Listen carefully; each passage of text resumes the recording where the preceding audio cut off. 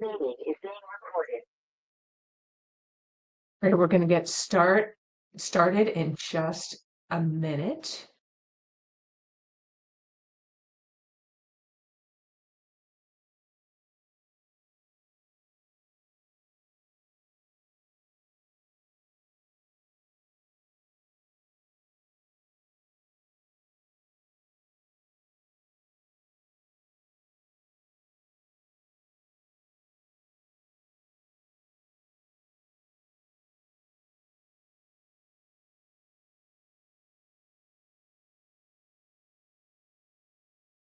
Welcome, everyone. We're getting started in about half a minute.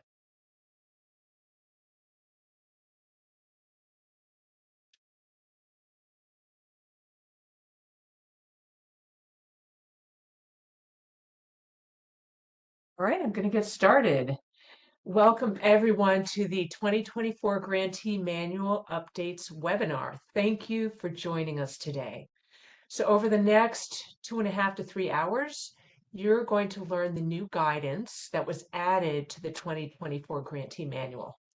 These updates resulted from evaluating the results of our second year of programming and also from extensive feedback that we received from our 2023 grantees, NIU's program evaluation, and the Illinois Works review panel. So the target audience for this webinar is individuals accountable for implementing your Illinois Works pre-apprenticeship program who previously delivered the program using the 2023 Grantee Manual. So welcome everyone and welcome back, really. My name is Dr. Anna Bedard. I am a program coach and training analyst with the program. I'm new to Illinois Works.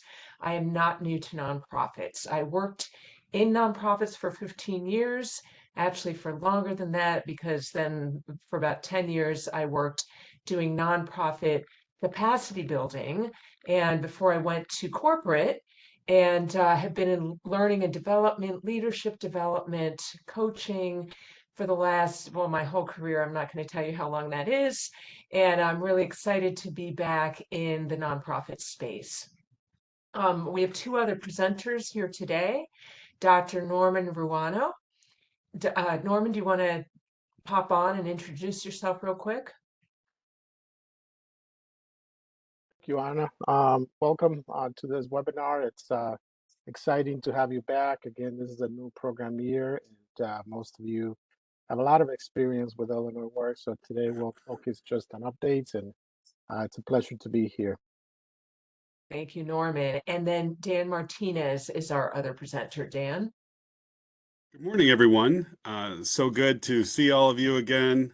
Very excited to share with you the updates in the Grantee Manual. They were, very thoughtfully entered and crafted to improve the program. So hopefully it brings about a very successful 2024. Thank you, Dan. We have two other grant managers who are on the call today with us, and that's Stephen Scott and Monica Pruitt. And then we've got two other training analysts and program coaches, Dr. Vera Lee Robinson and Dr. Gia Suggs.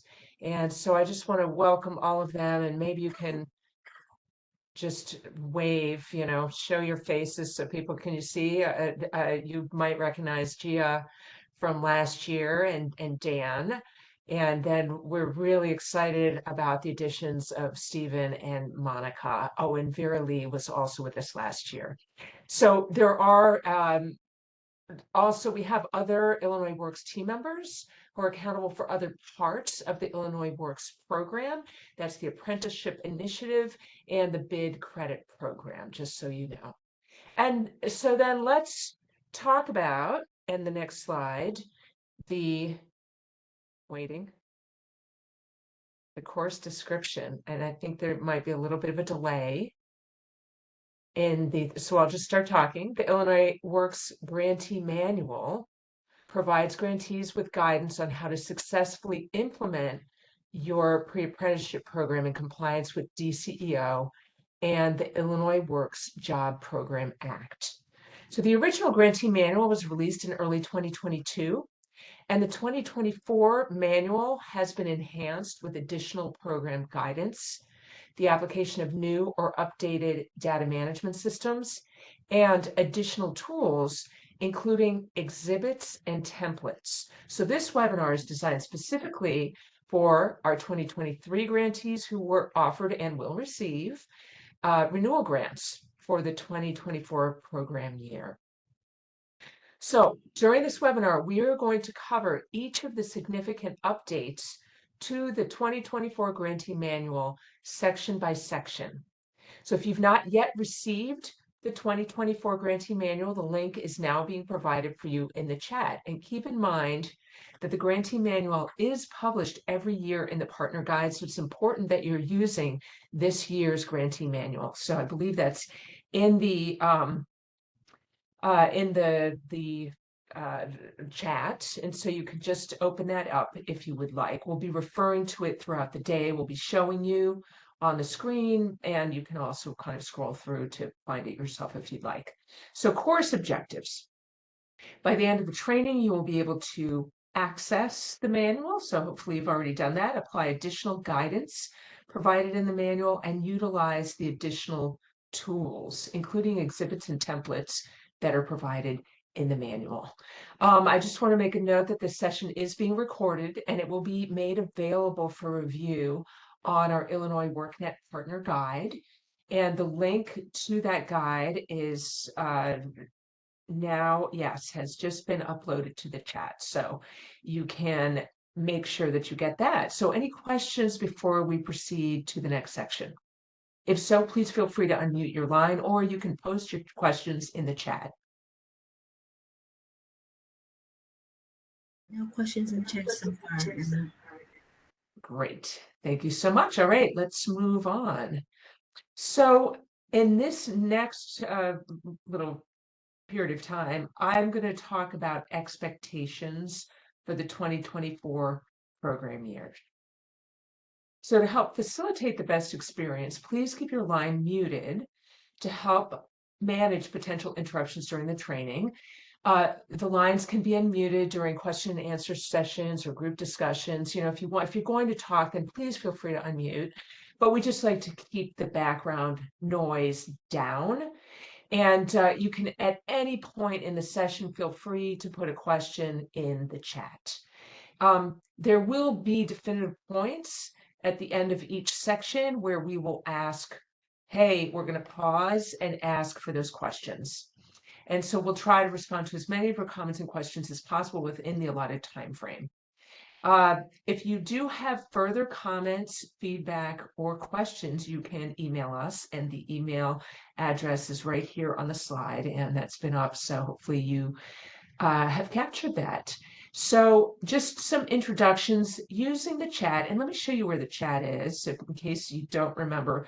Far bottom right, there's a little bubble. It's just like Zoom, but it's all the way on the right-hand corner. So bring up your chat if you haven't already done so, and just put in there your name, your organization and agency, your role, and geographic location, just so we can get a sense of who's in the room. All right, we've got some folks here. Karis, good to have you. I hope I pronounced your name correctly.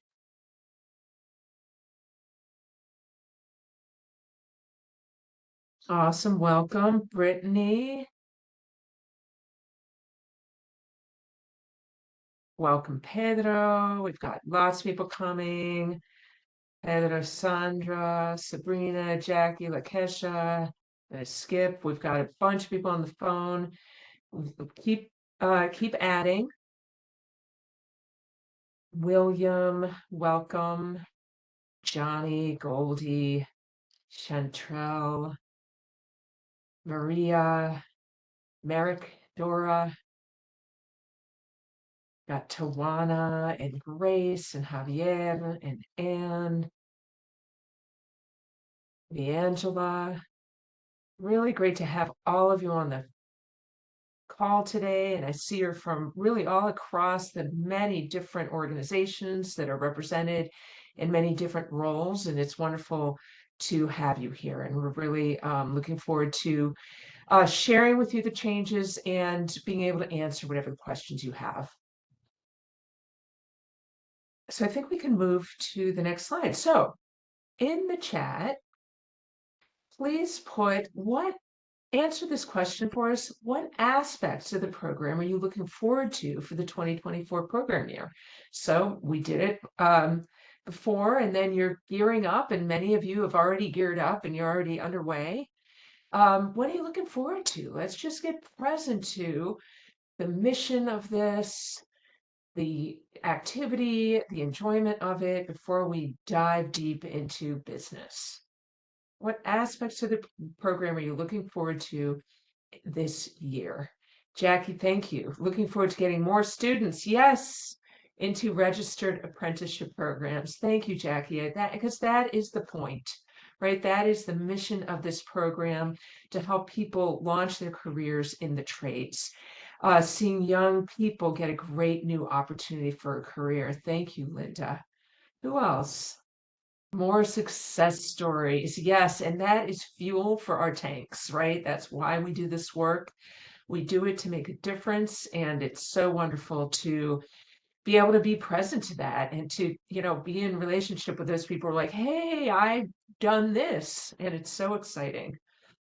All right, we're gonna keep moving on. I'm sure that you all speak for everyone. So the next slide, please. All right, in the next section, I think there's a little delay. Okay, here we are. Enrolling new participants in the program and registering them into apprenticeship programs. That's great. So on the next slide, we're going to, any last questions before we proceed? Great, we're going to move on. In section 3, by the end of this section, you'll be able to identify specific updates to each section of the 2024 Grantee Manual, apply new guidance, and utilize new or updated tools. And so this is where I turn it over to Dr. Norman Ruano. Thank you very much, Anna. I appreciate it. Once again, welcome to our webinar today. It's a pleasure to have you here. It was good seeing most of you, if not all of you, at the face-to-face introductory event we did for onboarding a few weeks ago. One thing before I start going into the first 7 sections of the Grantee Manual and the changes that resulted from these, I want to emphasize how these changes happen so that you have a good idea. So for the last 2 years, we created several opportunities to collect feedback from all grantees in the network, be it at regional meetings, be it at webinars we delivered, be it at the annual conference. Also, we collected information through focus groups and other communication NIU had as part of the evaluation process. Obviously, internally, we get feedback from our accountability office, our grant managers, our legal team, our director's office, the governor's office, and all of that then got collected, and we went through a process of analysis of all of those changes. The changes to the guidance, and I will particularly flag in particular instances where it also impacts technology. Through the feedback sessions we had, we collected a little bit of 40 recommended changes to IWRS. All of those changes, most of those changes came from you directly, the grantees, and we have been working through that pile. And as a result, some of this guidance is being changed because we're implementing several key changes to the Illinois Works reporting system.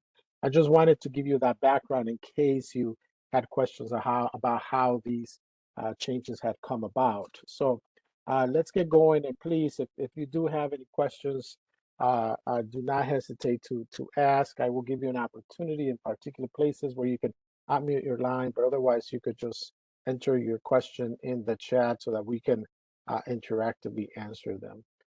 So moving on to the first section of the 2024 Grantee Manual. There are just a few changes to this section. Again, section 1 that I will highlight now. The first change has to do with training, curriculum, and instruction. One of the things that you may remember is that Illinois Works requires an approved construction curriculum. Please note that the North American Building Trades Unions, or NABTU, MC3 curriculum is now called Trades Future MC3. That is one of the key changes. So in the previous manual, obviously NABTU MC3 was the approved curriculum. They changed their name to Trades Future MC3. So now that's the approved curriculum if you are working with that curriculum. Illinois Works has also approved the National Center for Construction Education and Research, NCCER, which most of you are certified to deliver. And we also added the Illinois Community College Board curricula in 2023. Some of you operate with ICCB curricula. So those are the three approved curricula in this grantee manual. Again, NABTU MC3 is now Trades Future MC3, NCCER, and ICCB. Those are the three approved curricula.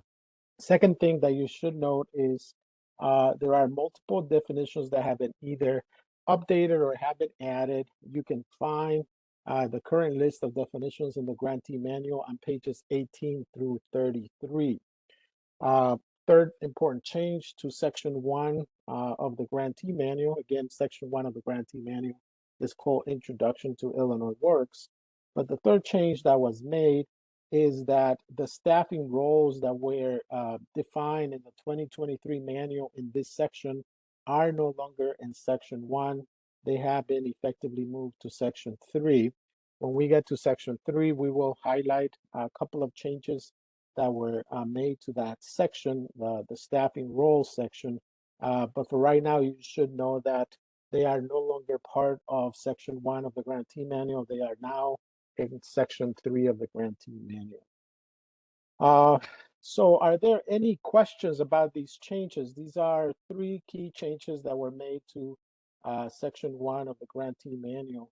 Are there any questions either in the chat, or if you can unmute your line, if you have any questions about it before we move on to the next section? So far, no questions in chat, Norman. Okay, great. So if you don't have any questions about section 1, I will move on now to section 2 of the grantee manual. Section 2 of the grantee manual is called Program Culture.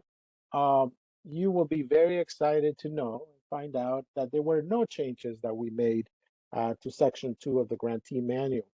The other thing I failed to mention is important to highlight now is that a little bit over, it's about almost 2 weeks ago, we, at the request of grantees, issued a memo that summarized the main changes that had been executed on the grantee manual, what those changes were, and where those changes were located.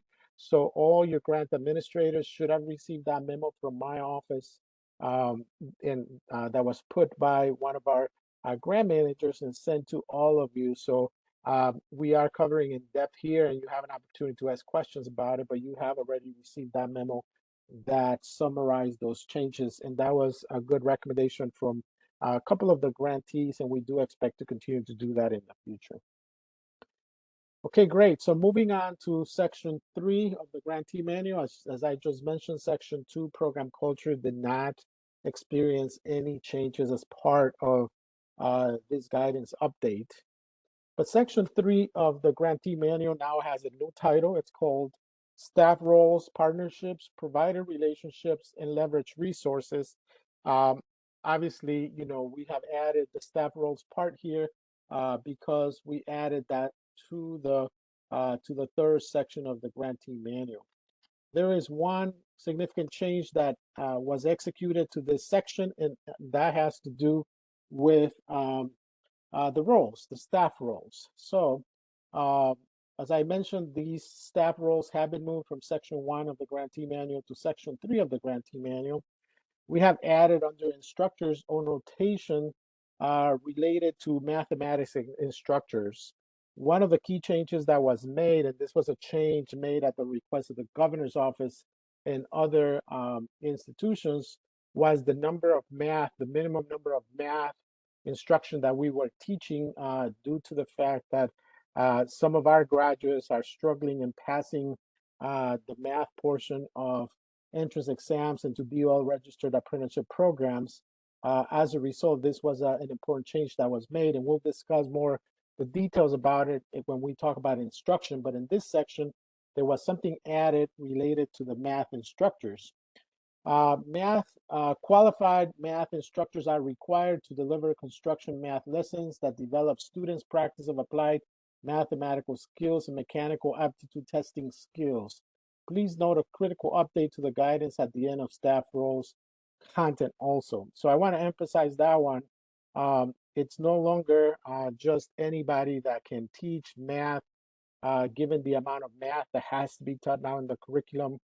We do expect that qualified math instructors need to deliver this. Qualified math instructors are not a math high school teacher or a math college teacher, but definitely someone that knows construction, but really knows math and can teach those skills to our participants. So that's in relation to the math instructor. Second part that was changed as part of the staffing roles. Programs need to ensure they only hire qualified individuals and have a written policy for doing so. One of the key things that we have done in the last year is visit most of our programs on the ground, have met individuals that are in these programs, have conducted a good number of field monitoring visits. Some of our programs have been audited by our Office of Accountability, and we have found in some instances that some individuals performing certain jobs are not qualified to do so. They don't have the skill sets or the education to perform the jobs that are being executed. As a result, now there is a requirement that these individuals you can only hire qualified individuals, and you need to have a written policy related to how you go about doing your recruitment of staff. This is a very important change, and you need to ensure that you have updated staff resumes to be sent to the Office of Illinois Works when requested, particularly as a result of either field monitoring visits or questions that come up or accountability issues related to your program. So an important change to our staff roles guidance. We will review, as I mentioned earlier, a little bit more in the training, instruction, and certification section, what the math requirement is and how you can go about dealing with that math requirement. But those are the changes that were executed to Section 3. Are there any questions before I proceed to discuss the changes that were executed to Section 4? And if there are questions, either unmute your line or Verily, if you could let me know if there are any questions in the chat. No questions so far, Norman. Okay, great. That must mean that I'm doing a great job delivering this. Okay, great. Moving on to Section 4, you will be very excited to find out that there were no changes made to Section 4, which is outreach and recruitment. No changes again were made to Section 4 of the Grantee Manual. Okay, moving on to Section 5, which is program application and intake. There are two important changes that were made to Section 5. Again, Section 5 is program application and intake. First important change, and this is a very important one. I really want to emphasize this one because not only is it a change in guidance, but it has significant implications for all of the programs. As you know, there are some prerequisites that candidates need to fulfill in order to be part of Illinois Works. Fortunately, we have found that these prerequisites are not being followed as rigorously as they should be followed. And as a result, there's a significant change here when it comes to high school GD and HiSET requirement. You will notice that grantees are now required to upload a copy of a participant's high school diploma, GD, or HiSET certificate, or a high school transcript showing successful completion of high school diploma or equivalency in IWRS. if you do not have that in IWRS, you cannot accept a participant to be enrolled in your program. Sometimes individuals claim that they have those credentials, but they cannot produce them. If you do not have that and you cannot upload them into IWRS, those individuals cannot be accepted into your program. So what happens to an individual that comes to you and is very interested in our program, but they do not have or cannot produce those credentials? We have provided guidance in the grantee manual in this section where you should develop partnerships with local GED HiSET providers in your community. There are over 70 providers funded by the Illinois Community College Board that offer free GED or HiSET instruction throughout the state of Illinois. We encourage you to work with them, issue a referral to them, stay on top of what's going on with that individual. Once they successfully pass their GED or HiSET and get their HiSET certificate, and they can give you a copy, produce a copy of it, please go ahead and accept them after you have uploaded their HiSET or GED certificate. So that's one change that happened in this section. Again, we are in section 5 here. Second change that happened has to do with cohort structure. There is new guidance regarding the cohort structure. All programs are required to utilize a cohort structure. A cohort is a predefined limited group of participants engaged in an area of study under the guidance of a highly engaged trainer or instructor. This group of participants, again, here's the key, begins and ends the program at the same time. This model is in contrast to a rolling enrollment model that allows applicants to join the program at any time. All Illinois Works grantees are required to utilize a cohort model. You are not allowed to use a rolling enrollment model. Unfortunately, we've had the unfortunate situation that individuals get accepted into a program once the program is in the middle of instruction, sometimes at the end of instruction, and then they try to catch up an individual 50, 75% of the hours that they missed because they were allowed to come in the middle or at the end. Well, there's no way that that individual can be successful. And in that case, we are not giving them an opportunity to succeed because we're allowing them to come in anytime that we want. So a cohort structure will allow an individual to come in typically either at the beginning when everybody starts or no later than a few days after the cohort started, allowing the individual to join and then catch up to the hours that they missed, but no longer will we be allowing rolling enrollment to be executed for Illinois Works. So those are the two key changes that were made to section 5 of the grantee manual. Are there any questions in the chat or anybody that would like to unmute their line to ask a question? There's Yes. a question in the chat, Norman, from Dora. If we do not upload a high school diploma or GED, will it prevent us from enrollment? Yes, you are. If you are, if is the question an IWRS question? If the question is an IWRS question, no, the system will not prevent you from enrollment. However, the guidance says that you cannot enroll the individual. So when we conduct the monthly compliance report for your organization, it would be flagged and you would not receive credit for that individual, and that individual cannot be in the program. So it's not an IWRS question, it's actually a guidance question. Thanks, Norman. We have one other. Did you say that a transcript is acceptable as well? Yeah, but we're talking here about a high school transcript, okay? So one of the things that we have noticed, and I have personally seen, sometimes we get these documents and they send them to me for review. You know, a high school transcript is something that they can secure directly from the high school, where the high school certifies, yes, this individual went to this high school, it's a high school graduate, these are the grades they received. That's an official transcript, no problem. What you cannot try to use is use test results documentation for GD or HiSET. That is not a transcript. those may be practice results, those may be test results. What we need for HiSET or GED is an actual certificate, because they don't typically provide, um, unless things have changed in the last few years since I oversaw adult education out of college, they don't typically provide a transcript for GED or for HiSET. They provide a certificate. You either passed it.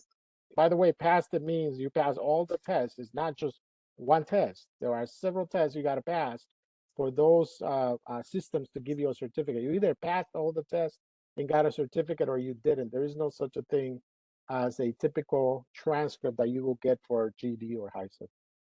And we have another question that just popped into the chat. Can it be an unofficial high school transcript? It cannot be an unofficial high school transcript. It has to be an official high school transcript. Fortunately, um, our guidance is primarily a certificate, or in this case, a high school diploma. If they don't have that, we need to secure an official high school transcript. Thank you. And I just want to kind of point out what Dan had put into the chat as well. As Norman mentioned, the high school transcript must indicate graduation/completion. And many transcripts do not indicate completion, so you have to make sure that it does indicate graduation or completion. And that is all the message, all the questions in the chat. Great, thank you very much. So moving on to section 6. Section 6 is where we had several changes that happened in IWR and in the grantee manual. And I must emphasize that some of these changes, again, are a result of feedback we have received directly from grantees. Um, we have um, we have started. We have handed off. So let me just explain what we're doing with IWRS. Again, as I mentioned, we collected a little bit over 40 changes that were recommended for IWRS.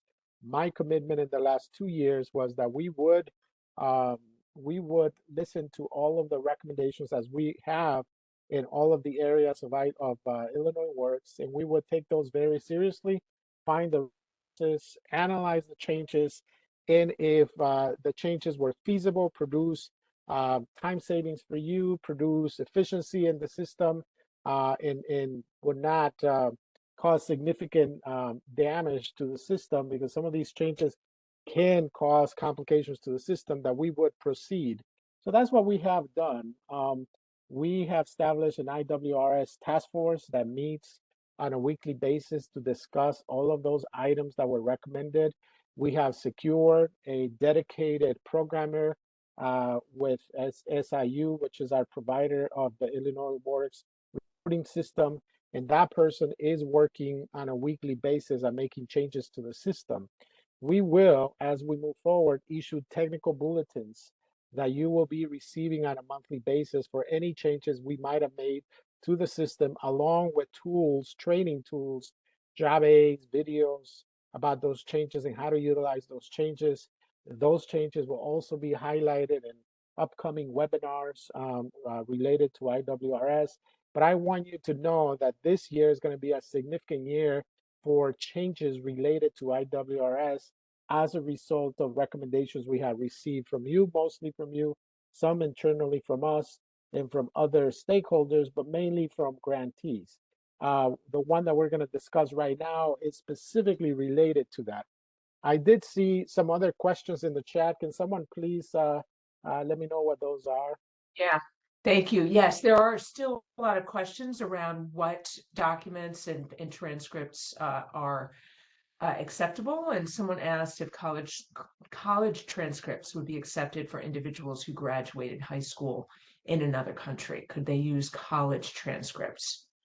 And Dan responded, no, in Yeah, the so chat. yeah, so let me just mention something that is very important here, okay? A lot of the prerequisites that Illinois Works has and that are integrated into our model is a result of what DOL registered apprenticeship programs are willing to accept or not, okay?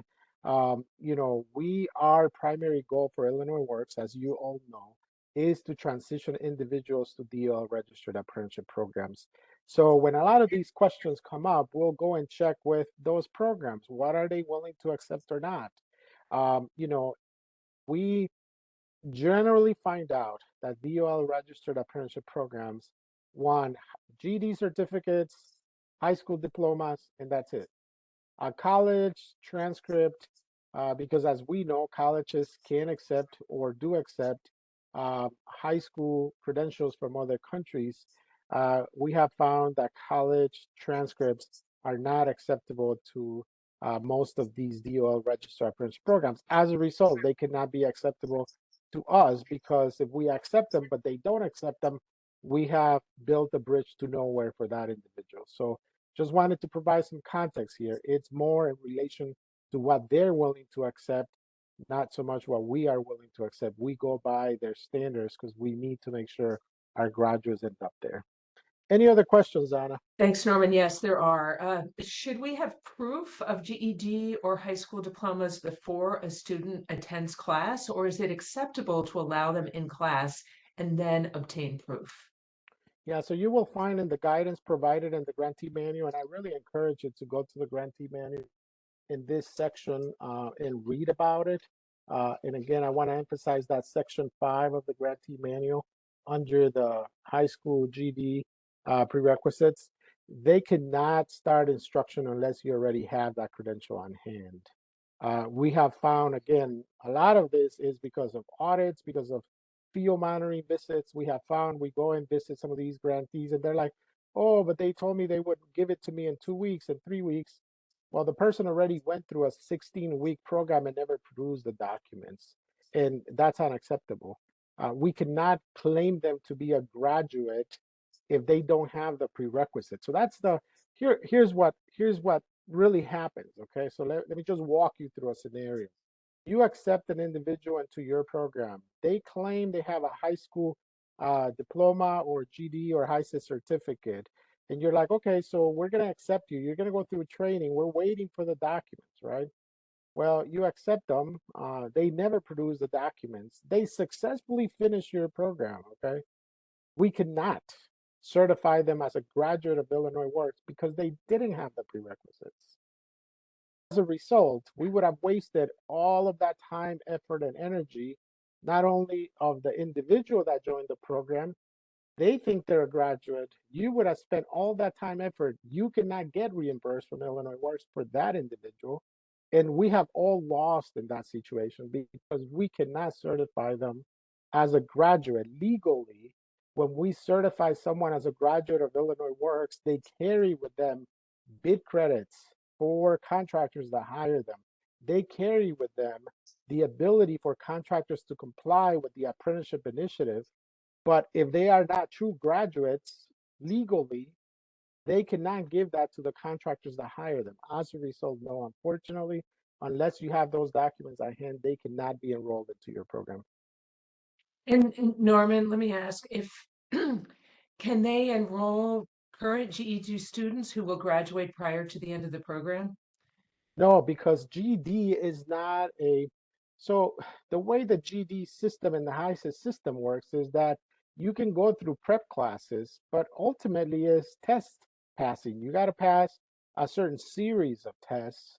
And what we have found, and I oversaw adult education for a college for 10 years. And what we saw in that experience is they had to pass 4 tests. They will pass 1, they will pass 2, it will take them another 6 months or a year to pass the other one that they had left or 2 that they had left. So it's either all or nothing. Got it. And just so that people know, I put the wrong information in the chat. So please pay attention to what Norma is saying and not what I said.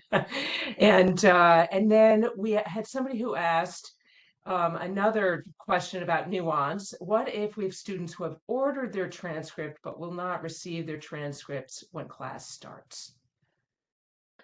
As I mentioned, you could, a person in a cohort model, ideally, all of your students start on day 1. We're willing to consider them starting a week later. If you have a plan on how to make up the hours they miss, that's fine. I mean, you can wait and see if they get a week later.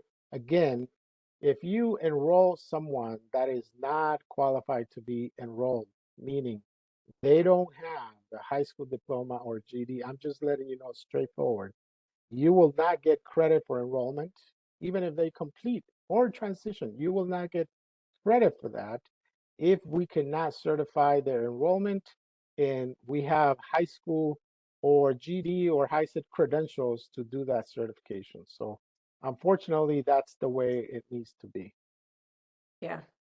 Um, Someone asked, is that prerequisite rule true for SSC, BC, and DL as well? What is SSC, BC, and DL? Great. I don't know. Dora, do you want to come off mute or you could put it into the chat? Social security card, birth certificate, and driver's license. Well, so Social Security, it's not a prerequisite for Illinois Works. It's recommended, and we would love for them to provide it, but it is not a prerequisite. Birth certificate, we do need to certify that they're 18 years of age or older.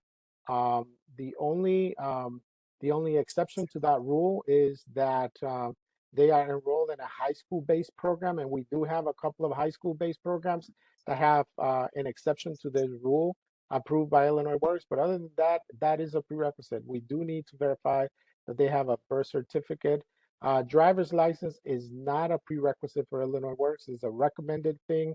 If they do not have a driver's license, we definitely encourage programs that accept those individuals to ensure that they have a plan to supporting them to get one, because construction works with a lot of, they have to travel to a lot of sites, work sites, and without having a driver's license and a reliable means of transportation, it gets very complicated to do that, right? But driver's license is not a prerequisite. It is definitely something that we should work to support them in the program. And that is all the questions in the chat. Okay, great. Norman, Yes. I'm very sorry for interrupting. Obviously, this is an extremely important topic. There are a lot of questions around it. I do want to point out, especially since this is a group of renewal grantees, that this guidance has not changed. What has changed is that the diploma needs to be uploaded into IWRS. So all of the questions surrounding this really should be, you're going to need to read the grantee manual, fully understand it, contact your grant manager if you do not, and retroactively go back through your program and ensure you have adhered to all of these requirements. And that's a very important point, because you are liable to be audited or visited by our team. And when we do, we request all of those documents. You get a memo that says, make these documents available for all of these individuals. And we go there, sit in your conference room for a couple of days and start going through those documents, take copies of those documents for our records.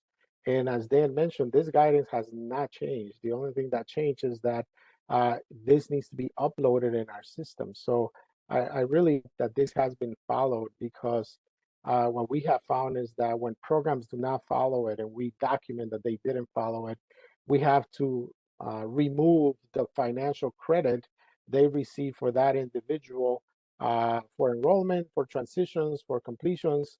And unfortunately, that individual cannot be a graduate of Illinois Works without having that. So it's very important. This has not changed. Prerequisites are prerequisites, and they need to be respected.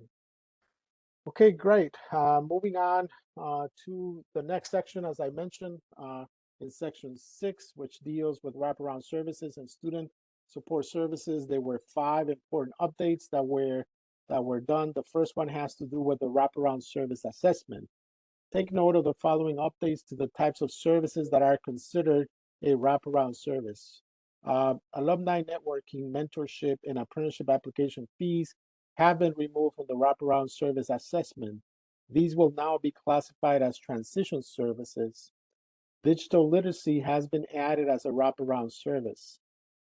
Very important. So the wraparound service assessment in IWRS is now being updated. As I mentioned earlier, we will release a technical bulletin letting you know when this new process is being deployed in IWRS so that you can start using it, providing also tools and how to do it. But again, 3 different things have been removed from the wraparound service assessment, and 1 new thing was added.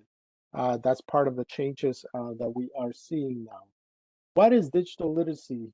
Digital literacy is offered if a participant identifies that they need assistance learning and or utilizing technology, including but not limited to desktop computers, laptops, or tablets, to fully participate in the Illinois Works Pre-Apprenticeship Program.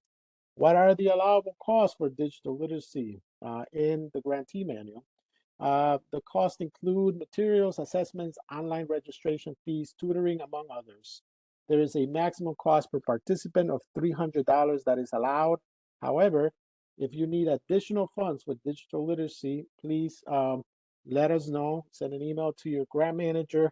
It will be considered on a per participant basis if you do need to use more than $300 per participant. So once again, that is a change not only in the guidance, the assessment, but also in IWRS. Second change that was executed under this section has to do with the addition of a new tool called Exhibit 15, Wraparound Services Plan. Now, why is it that this change is happening? The NIU evaluation identified poor delivery of wraparound services, but particularly poor reporting of wraparound services by our grantees. As a result, there are a couple of interventions that are being implemented for this program year that need to be executed.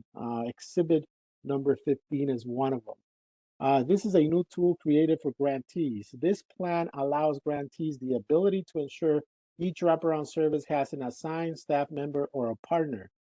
This plan can be used by any staff member who may need to refer a participant to a service or connect them internally to a resource to ensure their needs are being met. So we need to really ensure that you have the infrastructure, the systems, the staff to execute wraparound services. This plan will need to be submitted to Illinois Works as part of your onboarding process. Your grant manager will let you know when it needs to be submitted, but this is a very important document that would allow us to see that you have the infrastructure, that you have the resources and the ability to deliver wraparound services.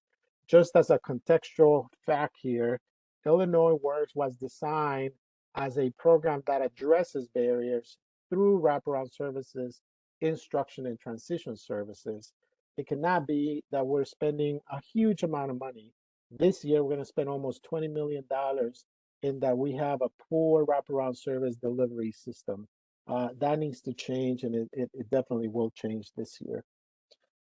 Stipends. Grantees must provide stipends up to $14.25 per instruction hour, as we have negotiated with all of you during negotiations. Some of you pay a little less than that. Some of you pay exactly at $14.25. You may want to know that the $14.25 number was requested by a lot of you grantees out there, particularly those in the metro area, and have also requested that we continuously increase this number in response to inflation. We find that argument to be reasonable. This is up from $13 an hour training instruction hour in 2023. Please be reminded that stipends cannot be paid for a synchronous instruction. It must be performance-based following the Illinois Works guidance. Once again, stipends is one of those hot potatoes for Illinois Works. Is the only wraparound service specifically named in the Illinois Works Jobs Program Act. It's a service that it is being audited by our accountability office. More attention will be paid to this in this program year, as we really need to make sure that the appropriate amounts of stipends are being paid and that they're being paid performance-based policy that Illinois Works has. Okay, any questions so far before I proceed to the other changes that were made to this section? Any questions in the chat? No questions in chat, Norman. Okay, great. Attendance and attendance, a big one for Illinois Works, big change that was done this program year. We have heard through the last couple of years the request to change the way attendance is tracked in Illinois Works. We have heard about it, and we have come up with a simple way of tracking attendance in IWRS. SIU is presently finalizing the details, the programming around it. Just in general, I can tell you it's going to be as simple as indicating how many hours an individual was supposed to be in a module, how many hours they actually attended. You enter that, and then you have to upload a roster that demonstrates that. That's it. That's the attendance, the new attendance process. Now, it's going to be very simple, and it will save you a lot of time. However, it is very important to emphasize that this change is predicated on you following a very strict attendance tracking policy, making sure your attendance rosters are correct. When our grant managers go in the system to verify attendance, they're going to look at those rosters. Those rosters do not show the hours that you're claiming they attended. Obviously, you wouldn't get credit for it in the system. So as a result, this change requires that you please follow the attendance policy of Illinois Works very closely. So attendance should be tracked in IWRS. Participants must attend 80% of the training hours for each training module to be considered in good standing. If a student drops below the 80% attendance threshold in a single training module, they will need to make up missed hours to be considered on track or successfully complete the program. That guidance has not changed. It's been the same from the very beginning. Participants are expected to be present for their scheduled training and work-based learning sessions. Regular attendance and participation are essential to participant success. All Illinois Works pre-apprenticeship grantees are expected to track daily attendance of participants using an approved attendance roster. And again, the policy that we put out there for attendance has a roster. The roster should be signed and dated by all instructors and trainers, the staff responsible for IWRS data entry. Training curriculum and dates should be accurately reported, not including break and lunch times. Please note the column for participant signature. This signature provides evidence the participant's presence during the session. Evidence of participation is required. Attendance rosters must be uploaded in IWRS. And again, as I mentioned, IWRS, the new feature for attendance tracking in IWRS, will allow you to upload those rosters into IWRS.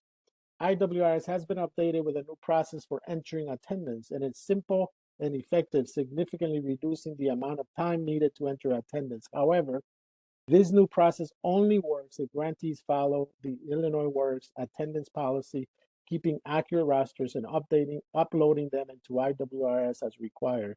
More training related to this change will be provided in the upcoming IWRS updates webinar. So I encourage you to register for that webinar and learn about the new attendance feature in IWRS. If you were part of the onboarding session we did face-to-face, I mentioned that you cannot be entering data right now in IWRS because unfortunately, due to these significant changes, the system needed to be dormant so that they can execute those changes. We are getting ready to release those changes in the system, so that would allow you to enter all the data related to your activities. And I want to emphasize that changing the way we do um, attendance tracking in IWRS was the main request that we had received in the 2 years in the last programming from our grantees. Every time someone saw me, wherever they saw me, they would mention that to me. So we worked hard to ensure that we came up with a simple, easy way of dealing with attendance. But it is very important that our attendance policy and rosters get followed. If you want more information related to this guidance, you can find it on page 102 of the grantee manual. Template 21 of the grantee manual, which you can find in the appendix, is the Illinois Works attendance roster. You can certainly look at it. If you want to use any other attendance roster that is not what we provided, you will have to talk to your grant manager and deal with that as soon as possible. Once you upload the rosters into IWRS, you need to keep those rosters as part of your program files. Any questions related to that before I move on to the last change that was made to this section? We do have a question, which is, should those rosters be uploaded daily? You don't necessarily have to upload those rosters daily. Depending on what your data entry plan is, we have some programs that do daily data entry, which is the ideal scenario, real time, daily. But we have some other programs that do it 2 or 3 times a week, and we have some other programs that do it weekly. What we care about is that those documents are being entered as soon as possible based on your data plan. They're there when we need to verify, particularly completions, need to verify that someone is progressing. All of that information needs to be there, but that's a good question. Thank you. Good There are no more questions. questions in the chat. Okay, great. Moving on to tracking wraparound and student support services in IWRS. Guidance on how to track wraparound and student support services has not been changed. However, the 2024 Grantee Manual now includes detailed instructions on how to track, manage, and close out these service types. Directions can be found starting on page 103 of the Grantee Manual. So we added some detailed instructions how to track, manage, and close out these service types in IWRS. This guidance includes what and how services are added, accuracy expectations, and acceptable documentation. And as I have mentioned before, we will be providing training in the 2024 IWRS update session that is upcoming. I encourage you to register for that. If you have new staff members or if you have not taken the original basic IWRS training, we encourage you to register. Now we are delivering a whole series, 4 different webinars on IWRS to new grantees, to the 10 new grantees that we have. If you have a new staff member or if you yourself would like a refresher, please go ahead and register for those. We'll be more than happy to have you so that you can go through the training again. We are now putting the link for you to register for these webinars in the chat. So please go ahead and take advantage of those resources. Any questions before I move on to my last section, which is section number 7? Yeah, we had one question for clarity. Does the roster have to have the participants' signatures as well? They do need to have at a minimum their initials. That's how we verify that the information on the roster, their initials, and then certified by the instructor. That's how we verify that the information on those rosters is accurate. You mean initials in their own hand, right? Correct. Yeah, thank you. No more questions in the chat. I have a question, Norman. I'm sorry, I would encourage them to look at the roster itself that we provide. That is template 21. Take a look at that roster. And if you have any other questions after you do that, please reach out to your assigned grant manager. All of you now know who your assigned Illinois Works grant manager is.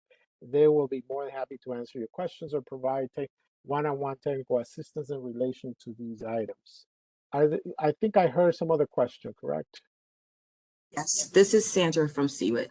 So for our attendance, we use it online. We use a QR code that has a timestamp that the students fill out when they come in.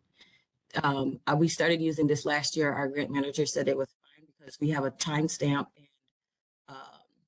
a date and the timestamp. Would that be doable, or do we have to switch to paper?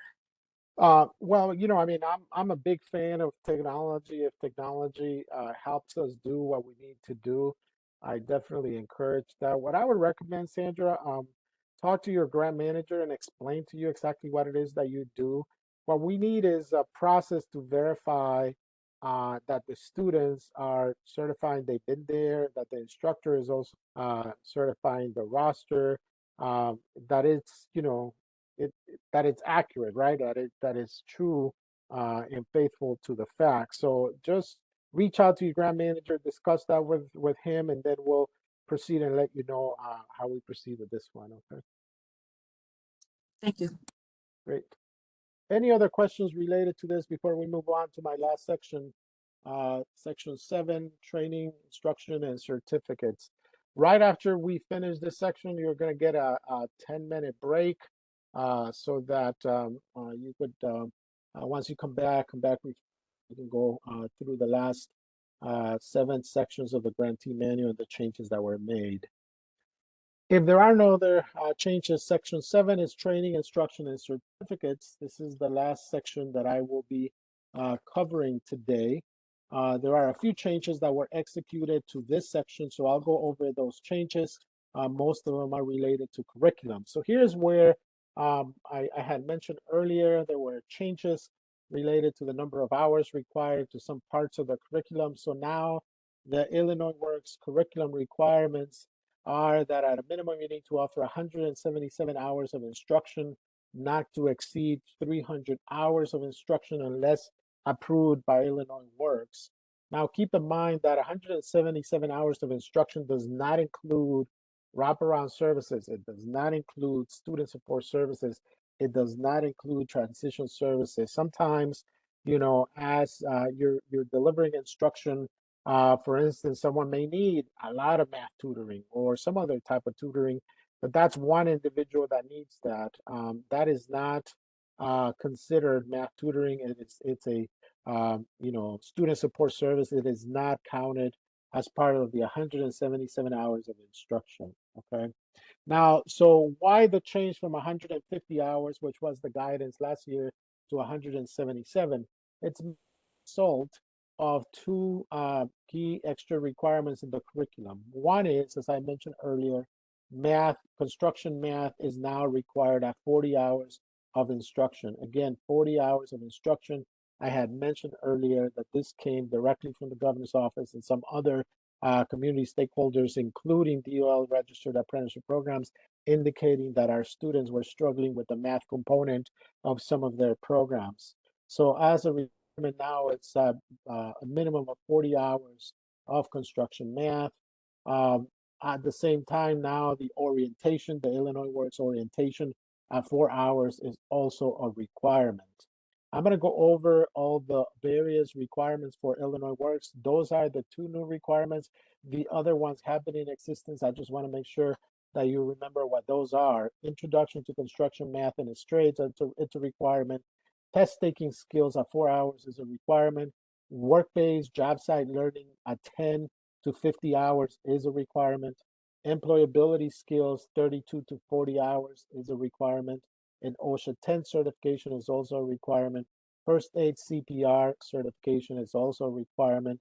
And most importantly, because most hours in your curriculum, nationally recognized construction certification, be it NCCER, Trades Future MC3, or ICCB, that's also a requirement. So those are the hours. Now keep in mind that this, because of the number of hours of instruction, this will impact the amount of money that you pay out in stipends and your overall budget. That is the reason why we increased the per participant allotment to 11,000, maximum of 11,500, different than the previous year, because we understand you will have more expenses related to these changes. So that's one key change that was made. Any questions about that? No questions in the chat. Okay, great. Orientation. As noted in the previous slide, the Illinois Works pre-apprenticeship program is now requiring 4 hours of program orientation. The goals of the grantee, the Illinois Works grantee orientation, are to welcome participants, communicate expectations and requirements, and acclimate them to grantees pre-apprenticeship program.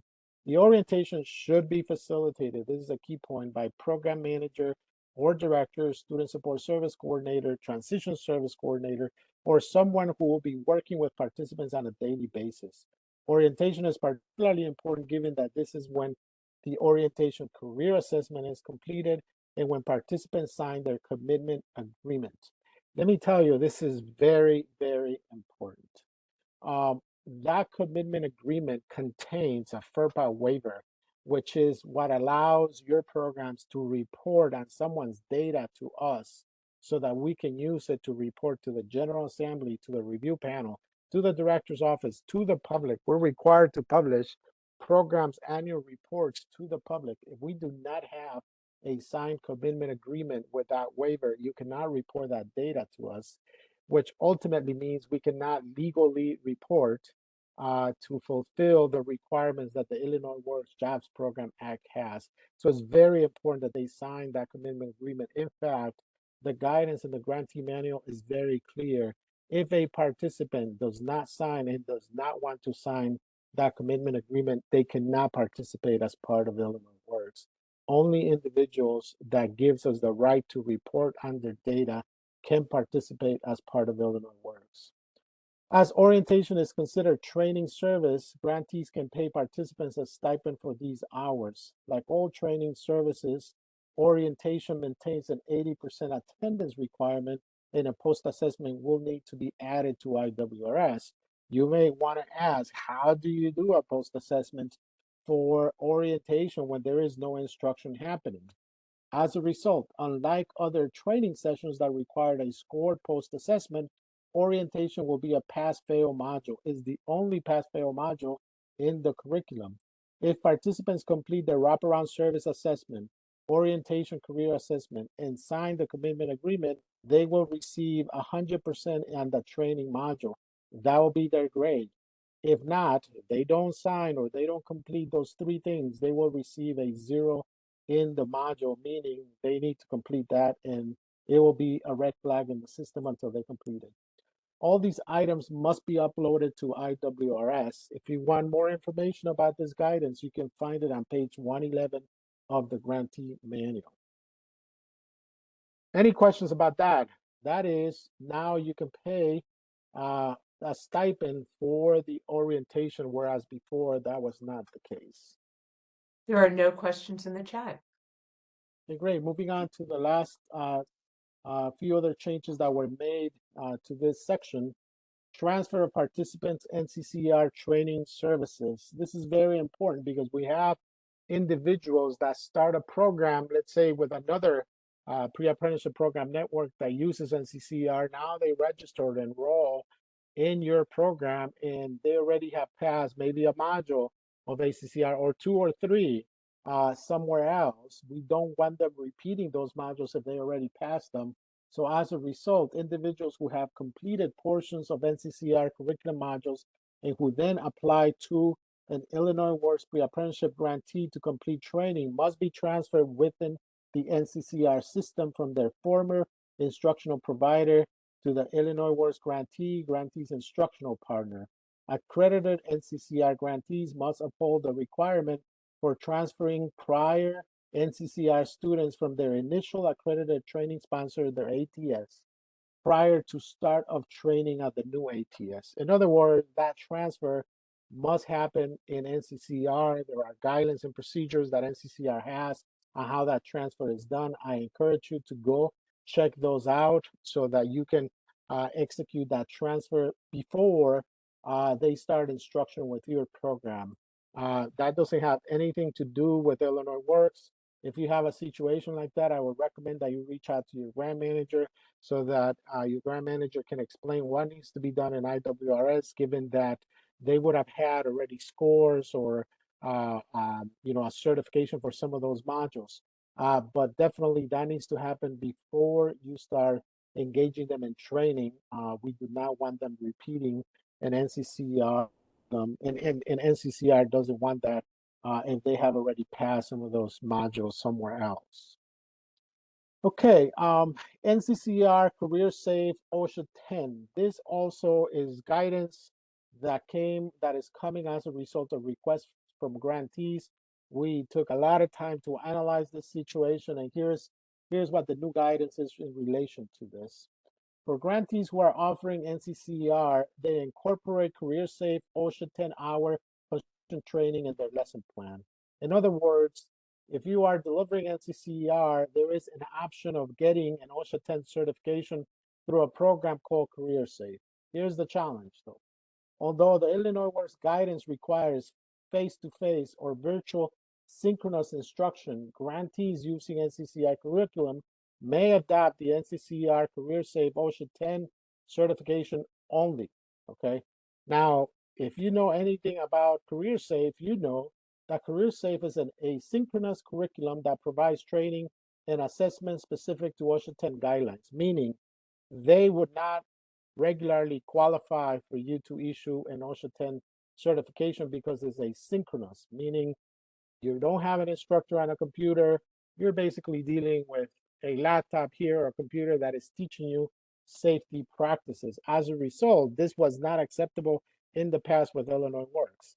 How is it that we are willing to accept it? This is what needs to happen. If you want to use that curriculum for the OSHA 10, we still recommend, our recommendation is that you use an OSHA certified instructor to come into the classroom and teach them OSHA and safety practices. You know, safety practices tend to be very technical and boring and, you know, guidance based, and it's better when there's an instructor that can really engage participants, do a lot of demos, you know, case studies, photographs of what they've seen out there in safety. But if you want to use the Career Safe curriculum, this is what you would have to do for us to accept it. For Illinois Works to accept Career Safe to fulfill the OSHA 10 certification requirements, grantees must ensure that Career Safe instruction is taught in person in an interactive format and not asynchronously. Again, you will have to use Career Safe for in-person, interactive, and not asynchronously. And it is facilitated by an NCCR certified instructor with required knowledge, experience, and training in construction safety practices. In other words, you will have to convert Career Safe from an asynchronous format to a face-to-face format, not necessarily being delivered by an OSHA certified instructor, but it will have to be an NCCR certified instructor with knowledge, experience, and training in construction safety practices. We've had conversations with NCCR about this. We've talked to some grantees about it. This is definitely doable. If it's not delivered that way, Career Safe is not acceptable as an OSHA 10 construction certification for Illinois Works. It needs to not be asynchronous. Guidance, if you want more guidance related to this, you can find it on page 121 of the grantee manual. Any questions, Anna? None in the chat. Oh, yes, we do have one that just came in. Someone who would like to go back to stipends. How can we provide tutoring if Illinois Works will not allow us to pay the student in stipend? So Tutoring is a student support. It's not instruction. So you cannot pay stipends. Stipends are only for instructional hours. You certainly can pay for the tutoring services from your grant. You can pay a tutor, you can pay an instructor that is delivering the tutoring. Maybe they need some other materials in order to do the tutoring. Maybe you need to partner with someone else so that they can successfully be tutored. You can pay for all of that with grant money. You certainly cannot pay stipends to individuals for wraparound services, student support services, or transition services. You can only pay stipends for instruction hours. Any other questions or comments? Not in the chat. Great. Construction math. The Illinois Works required curriculum has been updated from 150 hours to 170 hours minimum. One of the central impacts of this change is the addition of 40 hours of construction math. You are welcome to leverage the math instruction that is part of your current construction curriculum. However, if it's less than 40 hours required, then you will need to augment it with additional instruction. For instance, if you're working with NCCR's basic math is not 40 hours. Some people deliver it in 10. Some others deliver it in 15. I've seen some people deliver it in 20 hours, but it is certainly not 40 hours. MC3 does have enough math for 40 hours of instruction, and ICCB does have enough, a lot of times, a lot more than that for construction math. For example, NCCR Introduction to Construction Math offers 10 hours of instruction. The Illinois Works Pre-Apprenticeship Program minimum required standard for math is 40. You will need to add 30 hours of instruction if you're using the NCCR curriculum. So how can you do that with NCCR? We are now going to place a resource for you in the chat that is very effective. NCCR has supplemental math courses. One of them is called Applied Mathematics for Construction, which is actually a very good course that I have used in the past. We will be providing now in the chat the specific ISBN number for that particular course. You know, you can then use that, ensure that you have a qualified instructor that can deliver that, and it will offer you the extra hours that you need to fulfill the 40-hour requirement. We have just placed the link right now in the chat for that particular resource. It's called Applied Mathematics, which is an NCCR construction math resource. Okay, moving on to the last change that I have, and then I'll hand it, we'll go on a break and then hand it off to Dan after that. Worksite personal protective equipment, PPE, otherwise known as PPE. Why is this change now in the grantee manual? As I have mentioned before, last year we spent a significant amount of time traveling to all over the state of Illinois, visiting our pre-apprenticeship programs, looking at what participants were doing, laboratory practice, on-site practice, and unfortunately we noticed some significant risk related to personal protective equipment. A lot of students were using nail guns, playing with them without any type of protective equipment themselves or the other students around them. So that's a huge concern, very risky for your program, and certainly very risky for us at the state. To ensure the safety of our students, the use of personal protective equipment is mandatory while engaged in construction-related activities, including construction lab, on-the-job training, work-based learning, and internships or preceptorships.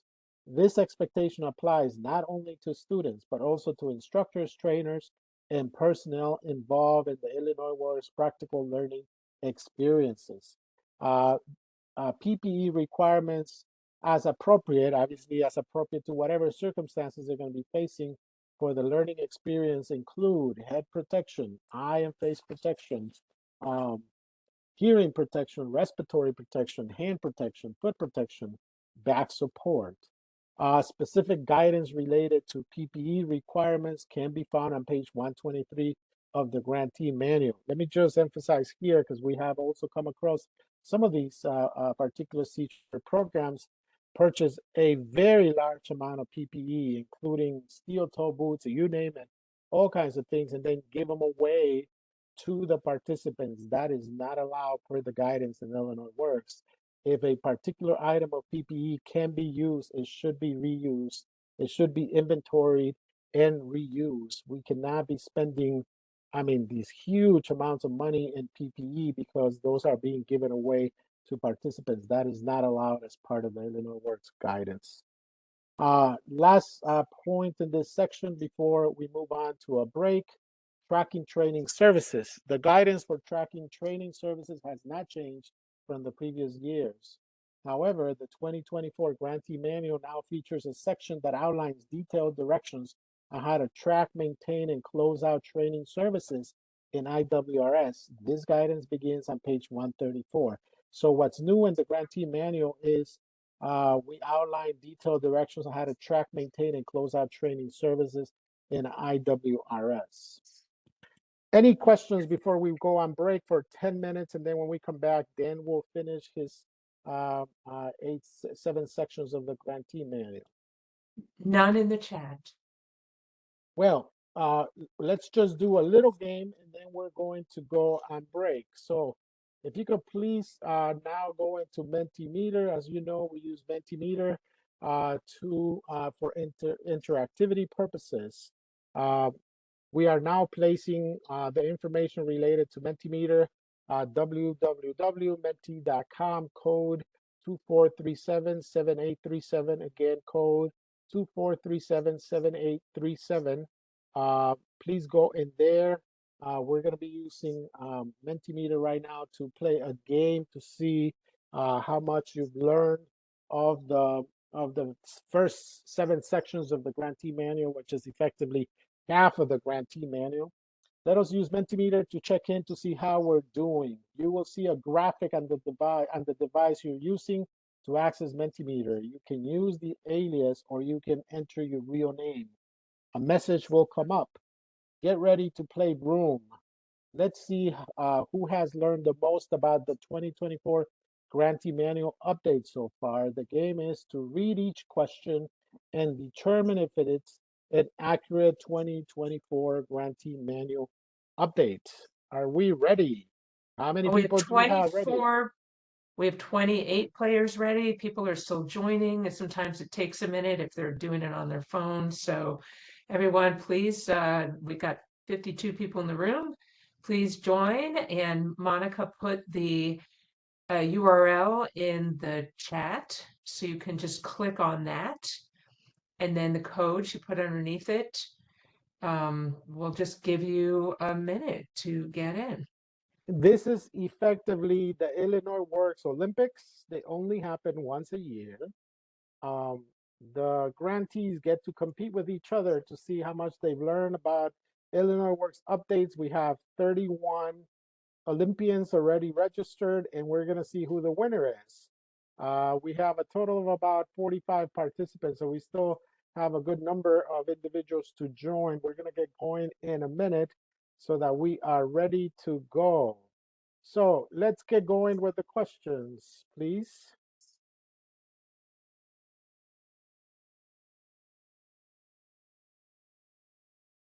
Okay, true or false? Guidance regarding instructors has been updated for the mathematics instructors. Is that true or false?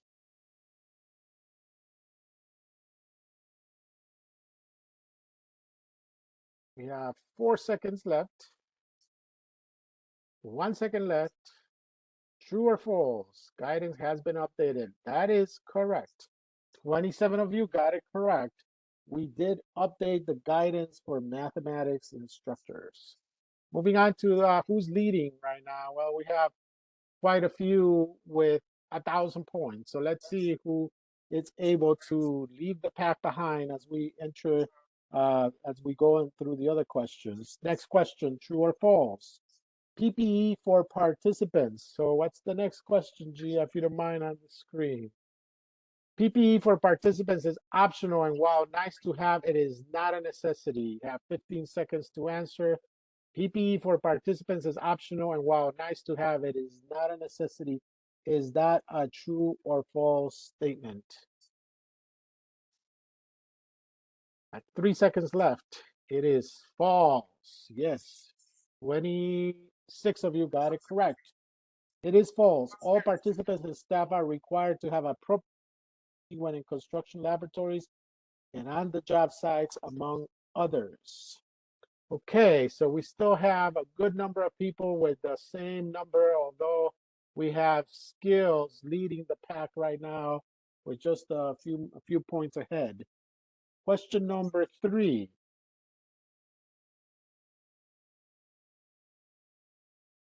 If a participant does not provide a high school diploma, GED, or HISA certificate, this disqualifies them from participating in the program. Is that a true or false statement? You have 27 individuals, 30 individuals participating, 31 now. Is that a true or false statement? Actually, everybody got it right. That is a true statement. If they do not provide that, they cannot participate in Illinois Works. So who is leading? We still have skills up there leading the pack, right? Yep. Skills, Ted Taylor. Oh my God. Very tough competition here. Next question, please.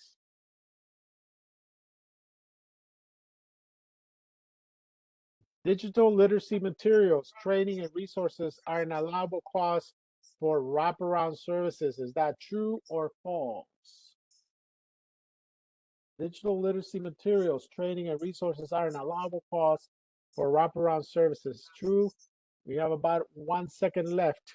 That is correct. It is a true statement. That is now a new wraparound service. We did remove some wraparound services that were moved to transition, but that is a new wraparound service. Skills Taylor. Now KT is also joining the pack here. We have very tough competition going on at the top. Next question.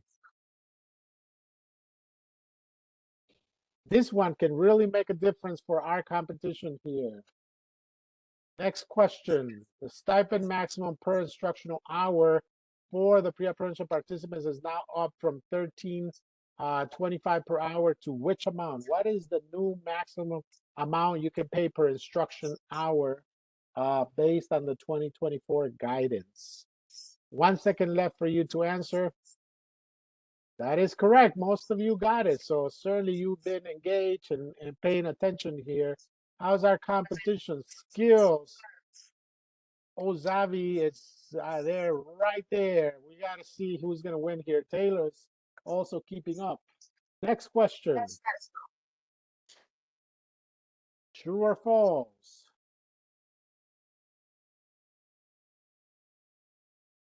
Orientation is now a training service. Grantees will receive a stipend for participation, but will not require a post-assessment. Is that a true or false? Let me tell you, this is a very tricky question from our dear Dr. Gia Soggs. So really pay close attention. It is not a true statement. It is actually a false statement. Why is it a false statement? Orientation does require a post-assessment score to be entered in IWRS. However, it is the only training module that grantees can use as a pass-fail measure on. If a participant completes wraparound service assessment, orientation, career assessment, and commitment agreement, they will receive 100%. If not, they will receive a 0. So we have Sandra. Well, Sandra, you are now leading the pack. Great competition. Good. Next question, please. Next and last question for this section, and then Dan will continue the competition after he finishes his. True or false? Construction is required for a minimum of 32 hours, depending on the pre-apprentice needs. Again, tricky question. Construction math is required for a minimum of 32 training hours, depending on the pre-apprentice needs. Is that a true or a false statement? I have 10 seconds, 3 seconds left. That is actually a false statement. Why is it a false statement? A minimum of 40 hours of construction math is required regardless of needs. William is now leading the pack. Linda is number 2. Thinky is number 3. Skills is number 4.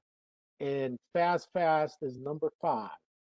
We make this a competition because games are fun and we know we all like games. But even if you were not the winner, take the opportunity to be proud of yourself for the answers you got right, because ultimately it's not about winning a game, but about knowing the information so you can better serve your community and succeed in this grant. If there are questions you got wrong, take it as an opportunity to revisit those sections in the grantee manual. Thank you for participating in the check-in activity. And before we proceed on to the next section, we will take a 10-minute break. It's 11:02. We'll be back at 11:12. Thank you again.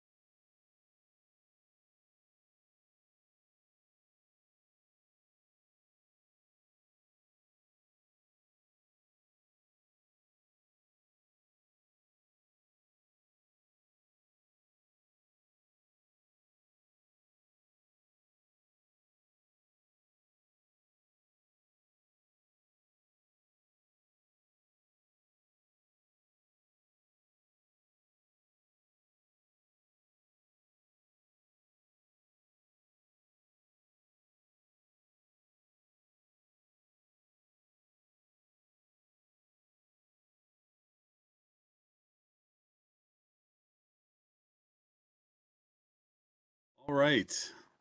Hello and welcome back, everyone. I hope everyone had a chance to stretch and get up, maybe get a drink of water. That was a great first half of our Grantee manual updates. Loved the check-in. It's always fun to have a kind of an assessment and play a little bit within the Grantee network. So thank you everyone for participating. And as Norman mentioned, we'll be doing a check-in at the end of this section. So hopefully we'll be able to see who wins the Illinois Works Olympics. I'm going to start with Section 8 of the Grantee Manual. There are several important updates for us to review in this section. The first thing to know is that there's a new learning objective that was added. That learning objective states, communicate to transition partners and participants about the Illinois Works Bid Credit Program. So hopefully you've all heard a lot about the Bid Credit Program, but we will discuss it in depth later in this section. But it's just important to know that that is a new learning objective that has been added to the section overview. Another important update, something new for 2024, is the Illinois Works Pre-Apprenticeship Program Certificate and Card. So first of all, it's important to state that successful completion or graduation of this program occurs when a participant has met all program requirements.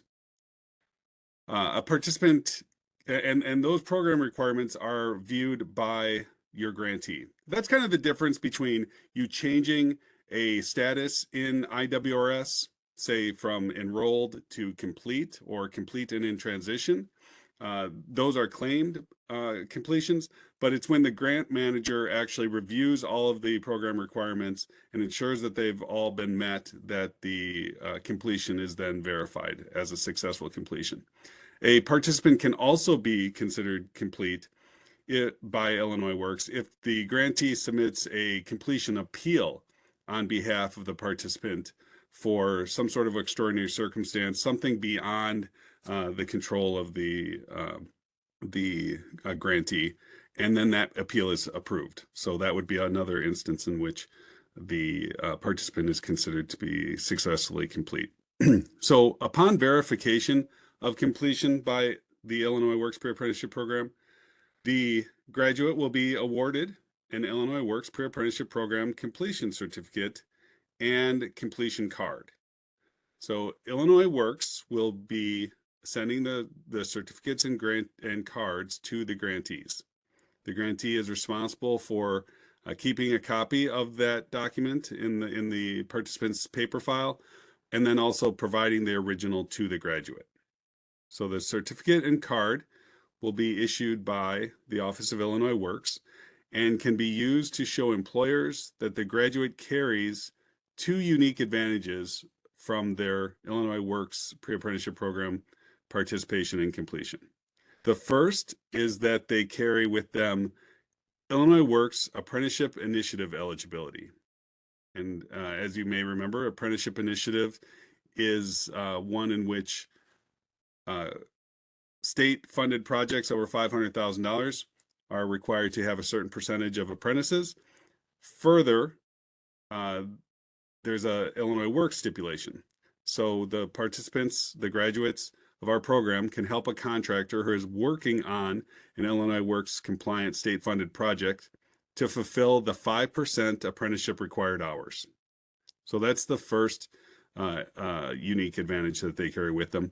The second is bid credit eligibility, was just mentioned as part of the objectives for this section. They can help a contractor earn bid credits when the contractor hires and retains our graduate that is in a registered apprenticeship program. So guidance on this can be found starting on page 122 of the 2024 Grantee Manual. Another update to the 2024 Grantee Manual is the Participant Satisfaction Survey. So all pre-apprenticeship program participants who remain engaged in the program through the end of instruction will be asked to provide feedback on their program experience through a participant satisfaction survey. This is even if they're, for some reason, they do not successfully complete, but if they remained with the program through the duration, they'll be asked to complete the participant satisfaction survey. This is a mandatory step going forward for all participants, and programs will be required to ensure the surveys are completed. The surveys will be accessed by participants via computer or mobile device through a link that Illinois Works will provide. The responses to the survey will be anonymous, and individual data will not be available to the grantees. However, Illinois Works will aggregate the data and provide that information to grantees regarding their participants as a tool for the grantees to use to improve their programming. So it's important to know that this is not new in the manual, but it was not launched in 2023. However, we will be launching this in 2024. So information can be found starting on page 146 regarding this. And for more information regarding the survey and how things are accomplished, please refer to section 12, using data for program improvement in the grantee manual. So the next update that I'd like to discuss is regarding transition services. So as stated in the updates regarding section 6, alumni networking, mentorship, and apprenticeship application fees have been recategorized as transition services. So previously they were wraparound services. They've been recategorized as transition services. So beginning on page 147 of the grantee manual, there is an outline of each transition service, allowable costs for each service, and a guiding question to help the transition service coordinator determine if the services are needed by each of your participants. So this is an important change. What this allows us to do is continue to support the graduates as they go towards the registered apprenticeship program. In contrast to other services such as wraparound services and student support services, those services end at the end of instruction, and you can no longer provide that type of assistance to your graduates. But transition services you can, up until the point in which they enroll in a registered apprenticeship program. So that's the importance of shifting that to be recognized as transition services, where they're more appropriately defined anyway. The next item is the transition activity program. As you should all know, in 2023, Illinois Works launched the transition activity program, requiring transition service coordinators to report their activity on a monthly basis and attend monthly meetings designed to build the transition service coordinator network and to help them enhance their transition services that they provide to program participants. This is being paired with the Transition Service Coordinator Community of Practice. The Community of Practice was introduced to the Transition Service Coordinators at the end of last year.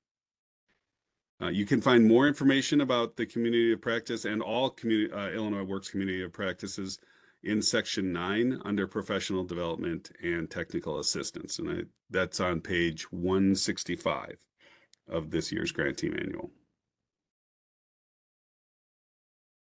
So I had mentioned at the very beginning that we would discuss the Illinois Works Bid Credit Program a little bit more. So this is a new learning objective that was added to Section 8 concerning the Bid Credit Program. The Illinois Works Bid Credit Program was launched this fall, fall of 2023. And the Bid Credit Program team has been working to spread the message about the benefits of this program for the contractors. For grantees, there is no requirement or expectation to discuss the bid credit program with contractors or partners, but it can be a unique point to bring up with partners when establishing transition requirements. So graduates of an Illinois Works pre-apprenticeship program carry this unique benefit with them that allows contractors to earn bid credits, which are virtual dollars, to be used to win future state-funded projects. These bid credits are only earned when the participant is employed and actively in a registered apprenticeship program. So grantees are required to discuss the program with the participants to ensure that they know that they carry this benefit with them. And as stated earlier in this section, graduates will receive a certificate and a card from Illinois Works, which will provide them with documentation to the contractors or to their employer that they carry this benefit with them.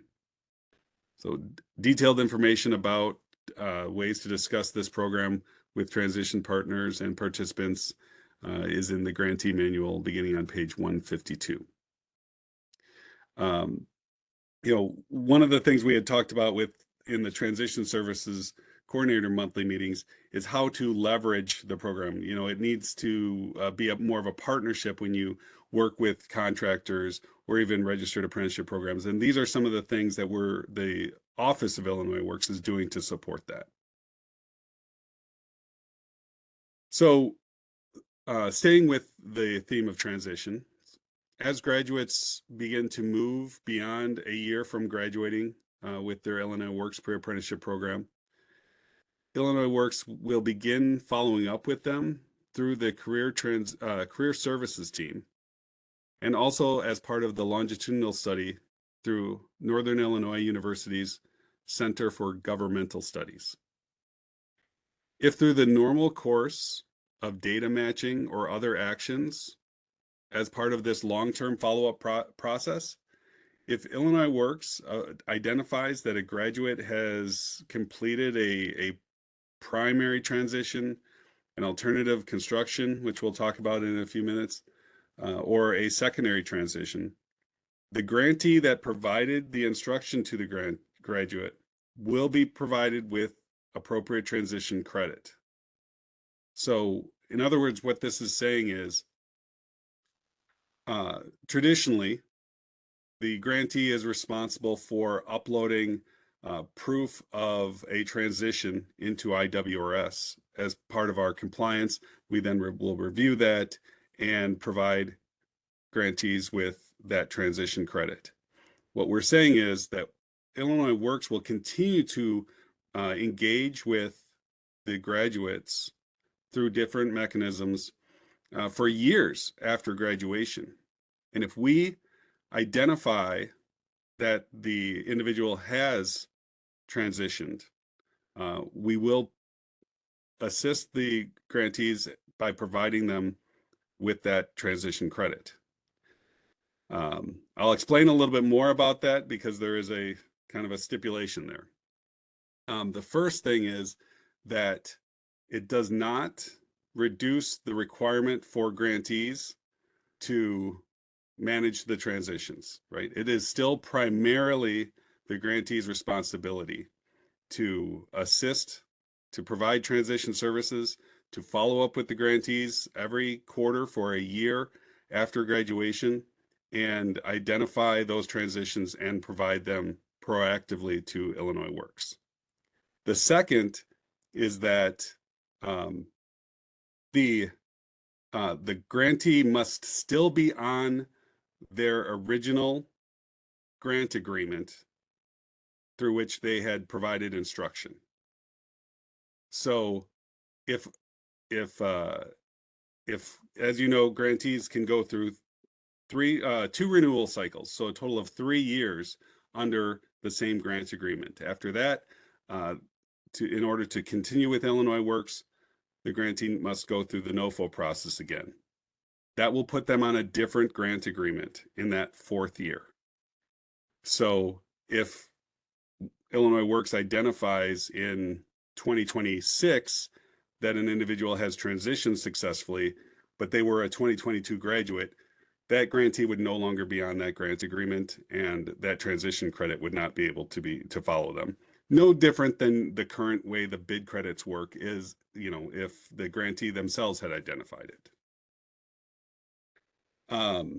So I'm going to pause here because I've covered several sections, and this one that I just discussed is a little tricky there. Do we have any questions regarding it or anything else I've covered? Yeah, William Diddy let us know that he has a question, so I'll let him unmute to ask his question. All right, how's it going? Hi, William. Hi. So you talked a little bit ago about the application fees or initiation fees that we're paying if somebody gets into a Department of Labor registered program. It's going from wraparound service to the transition service costs, correct? Correct. So what happens, like I've got this that may be coming up real soon. I got a gentleman from one of my cohorts last year that just got their letter from the laborers hall. And are we going to go, since how he was in the 2023 year, are we following them guidelines since how he was in there? Or are we going to the 2024 guidelines of transition service costs now? Well, so the short answer is the 2024 grantee manual is the current guidance. Okay. So previous grantee manuals are no longer relevant. Yep. The longer answer, which I will try to make short, is really, work with your grant manager to identify whether this is really something that you will effectively notice a change on. So what I mean by that, and again, I don't want to go into too much detail, but some organizations have in their budget defined sections for, okay, we allocated this much to wraparound services, we've allocated this much to transition services, we're allocating this much to student support services. Yep.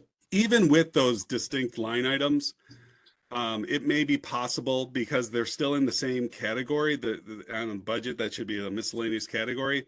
It may still be possible for you to say, okay, that this was previously defined as a wraparound service, and that's where we had that allocation of funds, but we're going to be using this as a transition service now, as the Illinois Works guidance suggests. And programmatically, that's fine. And again, work with your grant manager and your Office of Grants Management grant manager to understand whether that is even an issue, right? It may not be at all. As a side note, what we will probably recommend to most organizations to do going forward is to simply put all of those into a single line item in future budgets, to simply say, like, support services, and then you'll have all three of your services under that single fund. So it wouldn't matter through your budget whether they're considered transition or student support services or wraparound services. All right. I appreciate it. All right. Thank you. Thank you. That was a very good question. It certainly has ramifications that you need to consider. But again, in essence, it's really it shouldn't be restrictive, this guidance, in terms of moving those individual services from wraparound services to transition services. What it's really doing is opening up the duration in which you can provide them.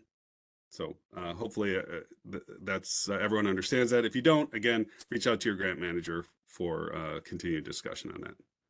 Thank you. Do we have any other questions at this time? No more questions in the chat. Great.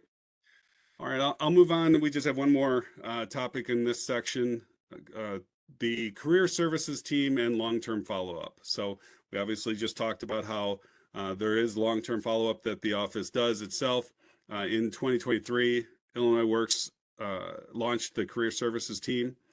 This team is designed to help increase the transition outcomes of graduates and also provide some long-term support. This team will begin reaching out to participants 1 year after graduation, and as they shift from post-program active tracking in IWRS to a long-term tracking status. So more information about this team will be forthcoming in 2024.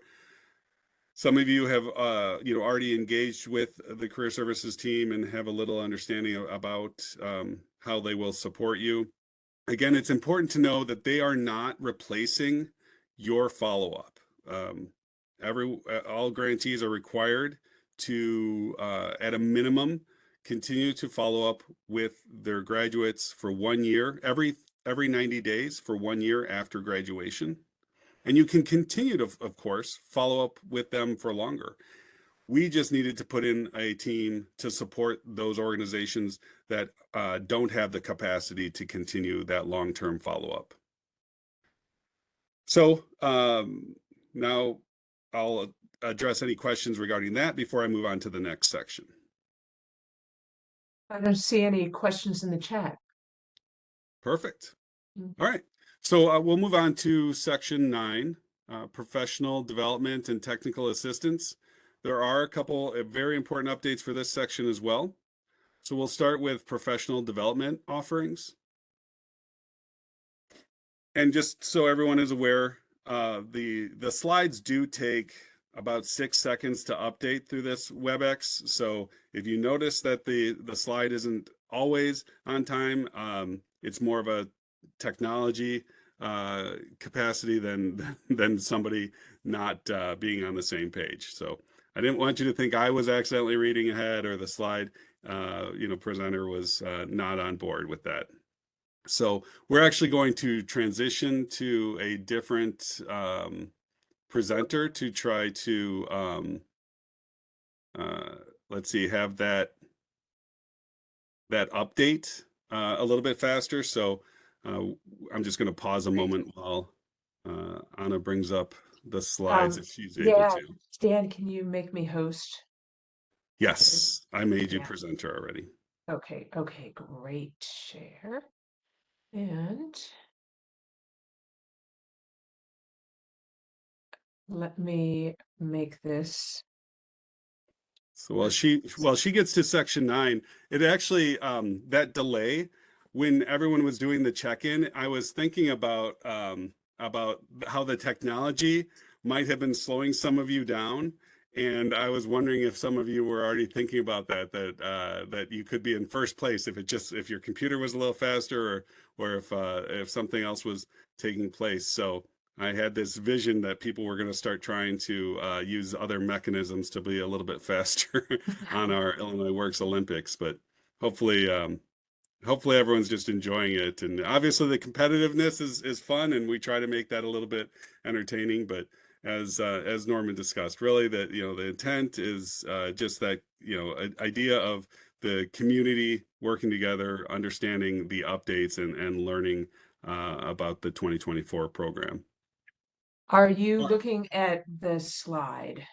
We are looking at the very first slide, the title slide. Great. Yes. All right, good. I just have to get to the right page. All right. So. While Anna goes to section 9, I'm going to just begin talking about it. So we were just about to talk about changes in section 9, and particularly professional development. So as you all know, to ensure program success, Illinois Works provides a robust catalog of professional development and technical assistance offerings. So we have webinar sessions, program coaching, the community of practice. For those of you that weren't in the transition service coordinator community of practice or the instructor community of practice from this last year, I'll give a quick definition. So communities of practice are groups of individuals who share a common interest, a profession or passion, and come together to learn from one another, collaborate, or develop their knowledge and expertise in a specific domain. So Illinois Works will leverage the community of practice model for professional groups. Obviously, I just mentioned the transition service coordinators, the trainers and instructors, and then also this year, the wraparound service coordinators. So they will be a new community for 2024. And one of the defining features for these community of practices is that we have a Google site where individuals can go and 24 hours a day, 7 days a week, ask one another questions, find resources and different materials. So it's an important area where you'll all be able to build and develop your knowledge and expertise and learn from one another. So the next, Are you, I'm I'm sorry, Dan, I just want to make sure, are you looking at the, you are currently on section 6. We are on section 9. yeah, But I'm going to have, keep going, I'll get there. I was trying to work around, but I just have to click one by one. yeah. All right, almost there. So then okay. We'll see if we can get through this section, and then we'll see if Gia should resume presenting, or if this is, yeah, I'm going to go ahead and make Gia the presenter. Once I'm there. Well, I think Gia will take over, and we'll see if that we can continue from there. Yeah. Sorry about that, everyone.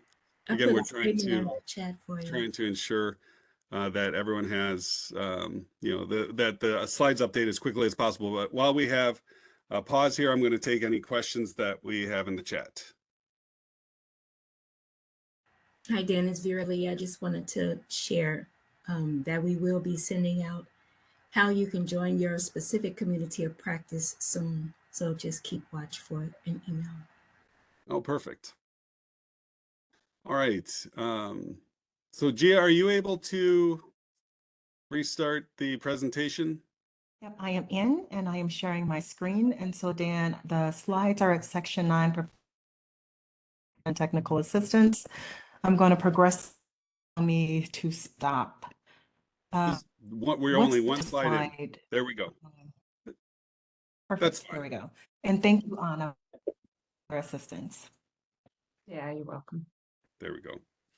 All right. Then quickly, some of the other professional developments that we provide. Toolbox Tuesdays, they will be starting up the second Tuesday of each month, where these are optional 1-hour sessions open to all grantee staff on a variety of different topics. Our regional meeting, in a change from last year, we will only be hosting one regional meeting this year. It will still be an in-person, all-day professional development gathering for grantee staff and members and administrators. And the location and scheduling details will be available in the Illinois Works Partner Guide within a few weeks. Let's see.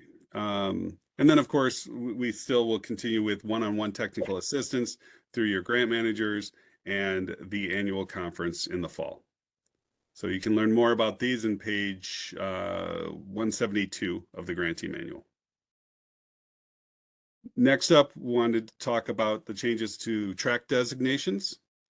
So similar to last year, grantees will be assessed for program readiness, and grantee track designations will be the result of a comprehensive needs analysis process that the coaches use that considers the available information resulting from the NOFO and from contracting processes. Renewal grantees have the additional benefit of their previous year's performance outcomes that will help inform their track designation. So as you may remember, last year, the available tracks were track 1 and track 2. New for 2024 is an additional designation, track 3. Track 3 is also known as the, I'm getting some feedback. Let's see, I think, can we have everyone make sure they mute their line? Thank you. So track 3 is also known, here, I'm going to go ahead and mute them. There we go. All right. Track 3 is also known as the Illinois Works Pre-Apprenticeship Program Accelerator Program. So this accelerator program, Track 3 grantees will receive substantial technical assistance, financial support, and resources to support their success. Their performance will be monitored on a bi-weekly basis, and the intensity of support needed will be adjusted accordingly throughout the year. So if you're interested in finding more about that, the more information regarding Track 3 can be found starting on page 170 of the 2024 Grantee Manual.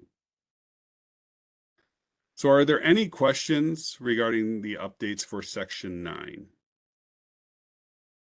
If so, please feel free to unmute yourself or post a question in the chat. Yeah, nothing in the chat. All right, great. Let's move on to section 10. There's one significant update to this section, the grantee data management section, and that is the data verification checklist and data quality management plan. So the 2024 manual includes Exhibit 16, the data verification checklist. Grantees can utilize this checklist as part of their data quality management plan. This tool offers a checklist of all items that must be entered or uploaded into IWRS at each stage of the pre-apprenticeship program's life cycle. Grantees would best utilize this tool on a per participant basis as the participants progress through each stage from intake through follow-up. So one best practice is to keep it in their paper file and ensure that as they're moving through, those items are updated into IWRS. In addition to Exhibit 16, the checklist, the Illinois Works Pre-Apprenticeship Program requires graduates to complete Template 23, a data quality management plan. So this plan is to be completed annually during the onboarding process, which is this time of year, and it will identify staff who are responsible for the data entry, the data verification, and it will require grantees to outline a timeline for when the data will be entered and verified. So these plans will help grantees think through how participant information will move from the process from the on the ground to in IWRS. And this is to increase the accuracy of the data entry and the timeliness of the data entry. So these changes are designed to assist with overall data management and ultimately assist with compliance and renewal. So are there any questions related to that section, section 10, those changes with the checklist and the data quality management plan? None in the chat. All right. So we'll talk about section 11. There are several changes to this section: finances, records, and reports. So IWRS participant status definitions. It's important to understand that data requirements for participants as they move through the Illinois Works Pre-Apprenticeship Program lifecycle. The participant status in IWRS must coincide with their movement through this life cycle. So the statuses in IWRS are therefore determining the factor. They're the determining factor that the Office of Illinois Works will use to determine what data is required for each participant. So to facilitate this process, the grantee manual now has been updated with definitions for each IWRS participant status. So as you can see on the screen, there are a listing of the IWRS statuses. I'm not going to read the definition for each one. Again, that's the point. They're in the grantee manual, but I'll touch on a couple that have, I've interacted with grantees and they've asked for, clarification on. So the first is administrative withdrawal. Grantees can change a participant status from applicant or administrative withdrawal on the program completion and follow-up tab. But applicant or administrative withdrawal should only be used when a participant was offered enrollment, accepted, but did not attend any instruction. So if they showed up for that first day of orientation, or if they showed up for the first couple of days and dropped out, they cannot be administrative withdrawals. At that point, they would be incomplete. Administrative withdrawals are exclusively for people that were offered enrollment and then accepted that enrollment, but did not attend instruction. So another one that often gets confused is enrolled versus re-enrolled. So oftentimes an individual's in a cohort and for whatever reason, maybe to update the training services, you go back to the intake and select the status and enroll them again. So that would be referred to as enrolling again. And this is again, can update the training status or correct the enrollment date. Re-enrolled is for an individual that had previously been enrolled but did not complete. And so they had dropped out. Most likely they're coming back to your program to enroll in a different cohort. So at that point, you would select re-enrolled as their status. So again, all these definitions are in the grantee manual.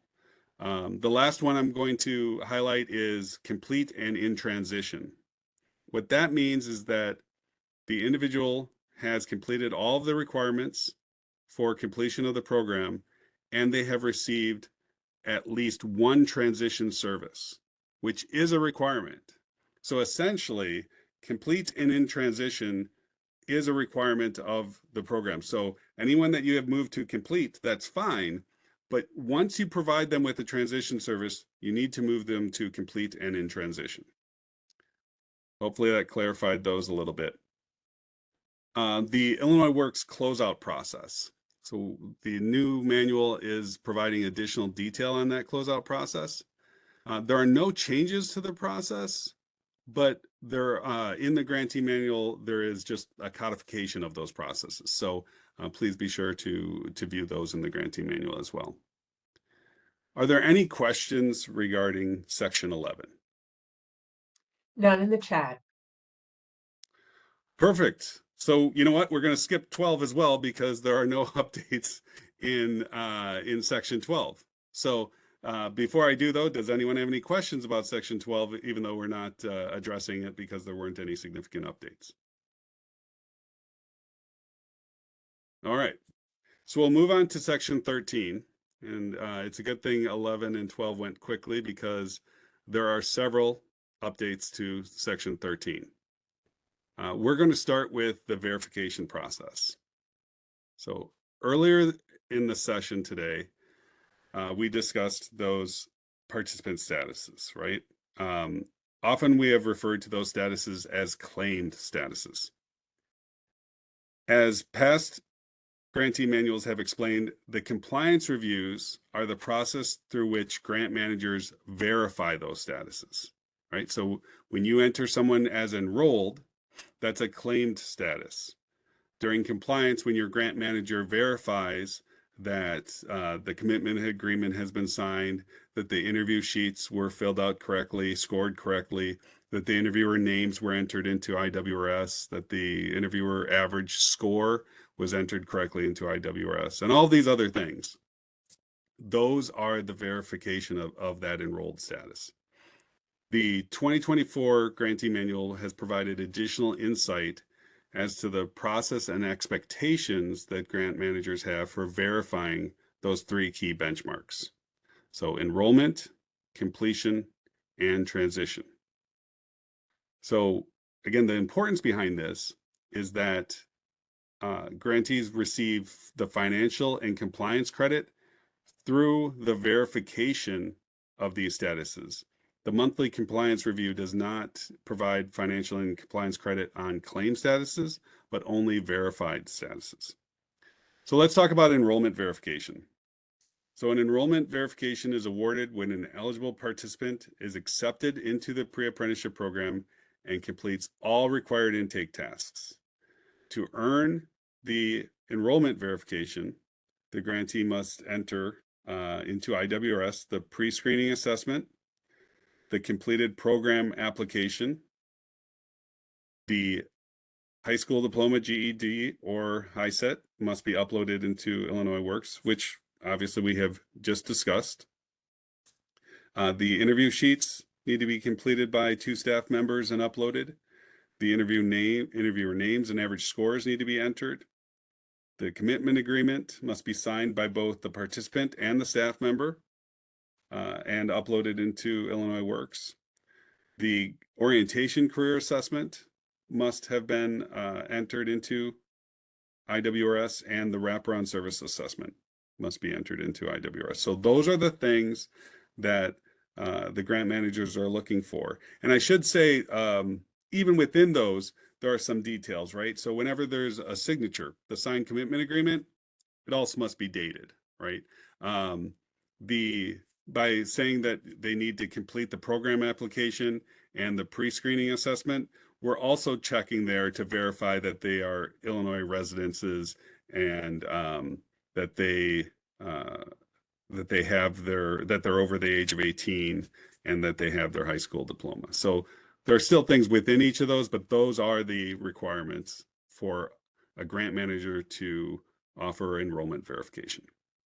Any questions about that before I move on to completion? Okay. So completion verification, no updates. There aren't any changes to completion verification. We're just highlighting these in the grantee manual so that it's a little bit more clear to staff members as to what is required. So unlike enrollments, which are verified pretty much exclusively by information that the grantee provides, completions require data both from the grantee and from a third party. So grantee data such as entering that attendance or the post assessment, but then also third-party verification such as the first aid certificate completion document. So the verification of a participant's completion requires that the following items are entered into IWRS. First of all, attendance in each training module must be 80% or higher. Keep in mind, and it says this in the grantee manual, that some modules may require higher attendance. For example, OSHA 10 does require 100% attendance. That the rosters confirming attendance have been uploaded into IWRS. Again, that is not a change from last year. And in 2022, the rosters were required as well. They just were required to be retained in the paper file. In 2023, the guidance was updated to state that the rosters must be uploaded into IWRS. So in 2024, there is no change to that. They must still be uploaded into IWRS. The post assessments, the participant must receive a 70% or higher in each training module, except, of course, orientation, in which we discussed that is essentially pass or fail. So they must receive that 100% based on providing the documents that were required. The certificates, completion documents must be uploaded for NCCR Core, Trade Futures MC3, or the ICCD certificate. The completion document for OSHA 10, the completion document for first aid CPR must be uploaded, and any other certificates that your curriculum has indicated up front.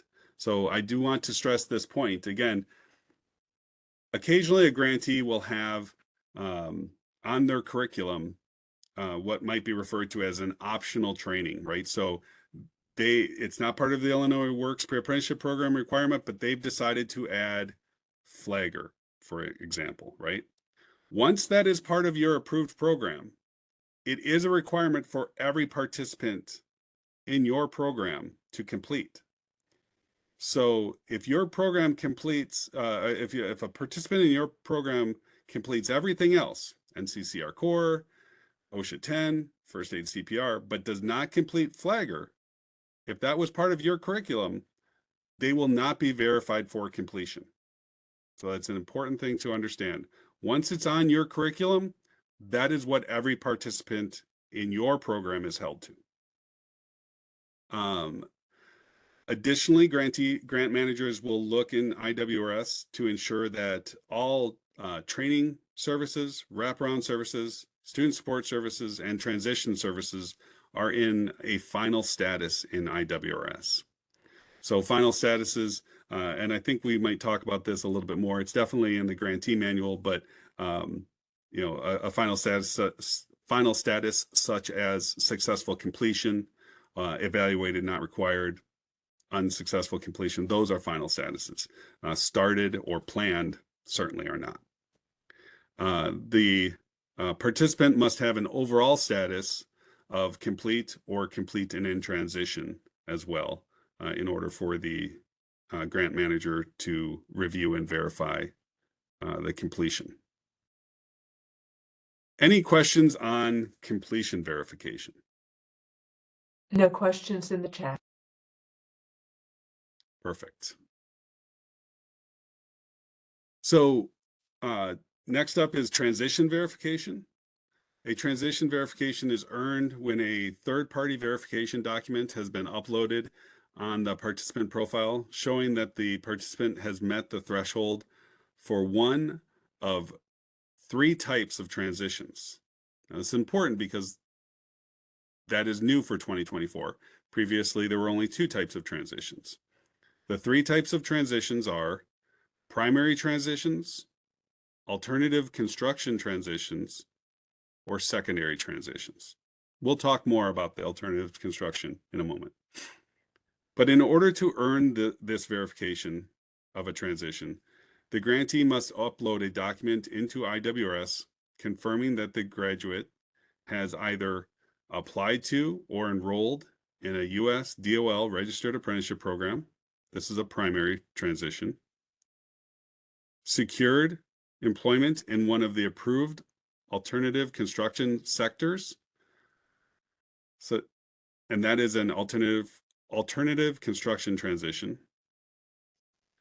Or secured employment in a sector other than construction, or pursuing higher education or advanced training. Those would be considered secondary transitions. So while the third type of transition, alternate construction transition, is new, the verification process for all transitions remains the same.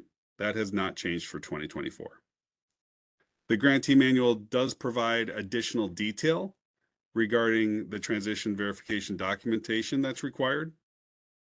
These documents, including the registered apprenticeship program application receipts or electronic confirmations, need to clearly state the following: the name of the Illinois Works Pre-Apprenticeship Program graduate.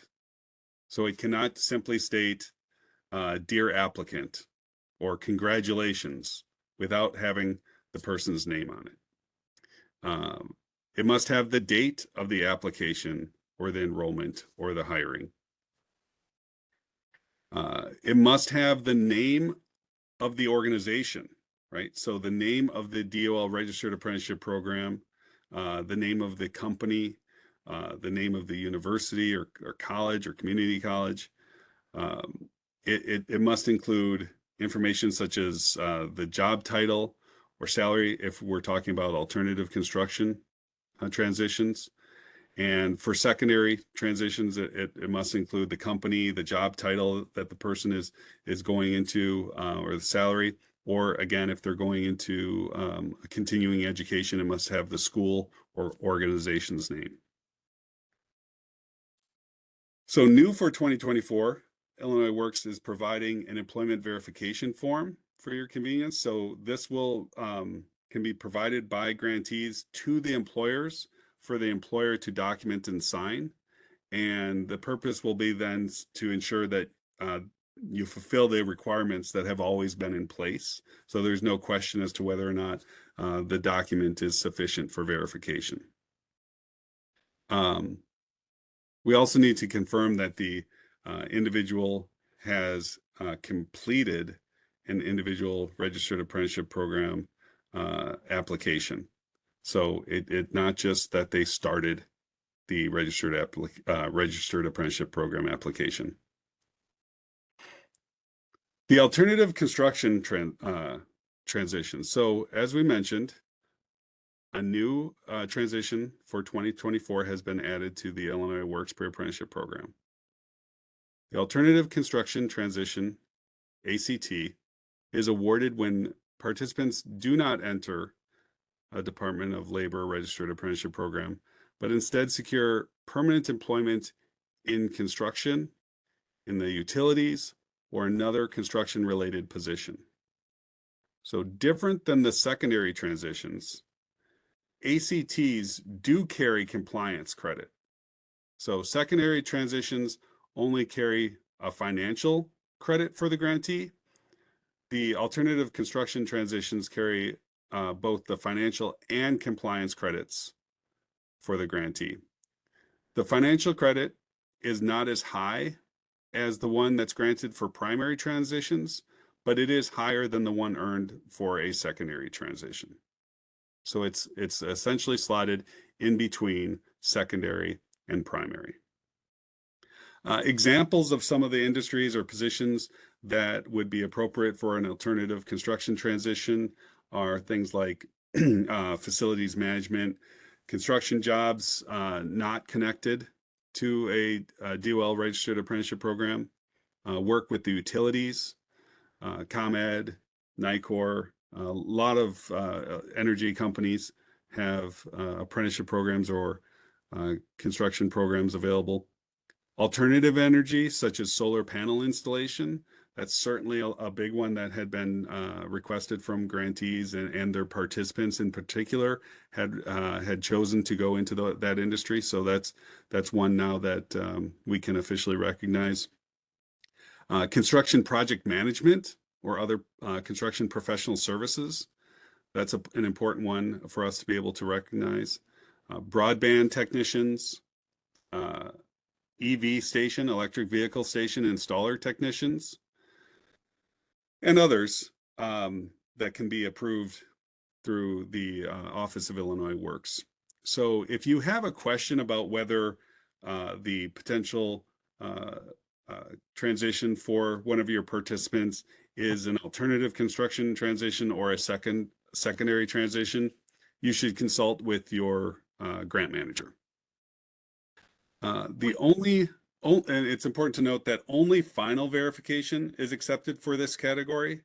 So applying for these positions, interviewing for these positions, they do not count as a final verification in a similar way that for secondary transitions, right? Only documentation that the employment has been secured is acceptable. So any questions regarding this new transition, the alternative construction transition? We do have a question in the chat. Some of our secondary transition documentation from 2023 is now considered alternative construction. Will those transitions be recategorized?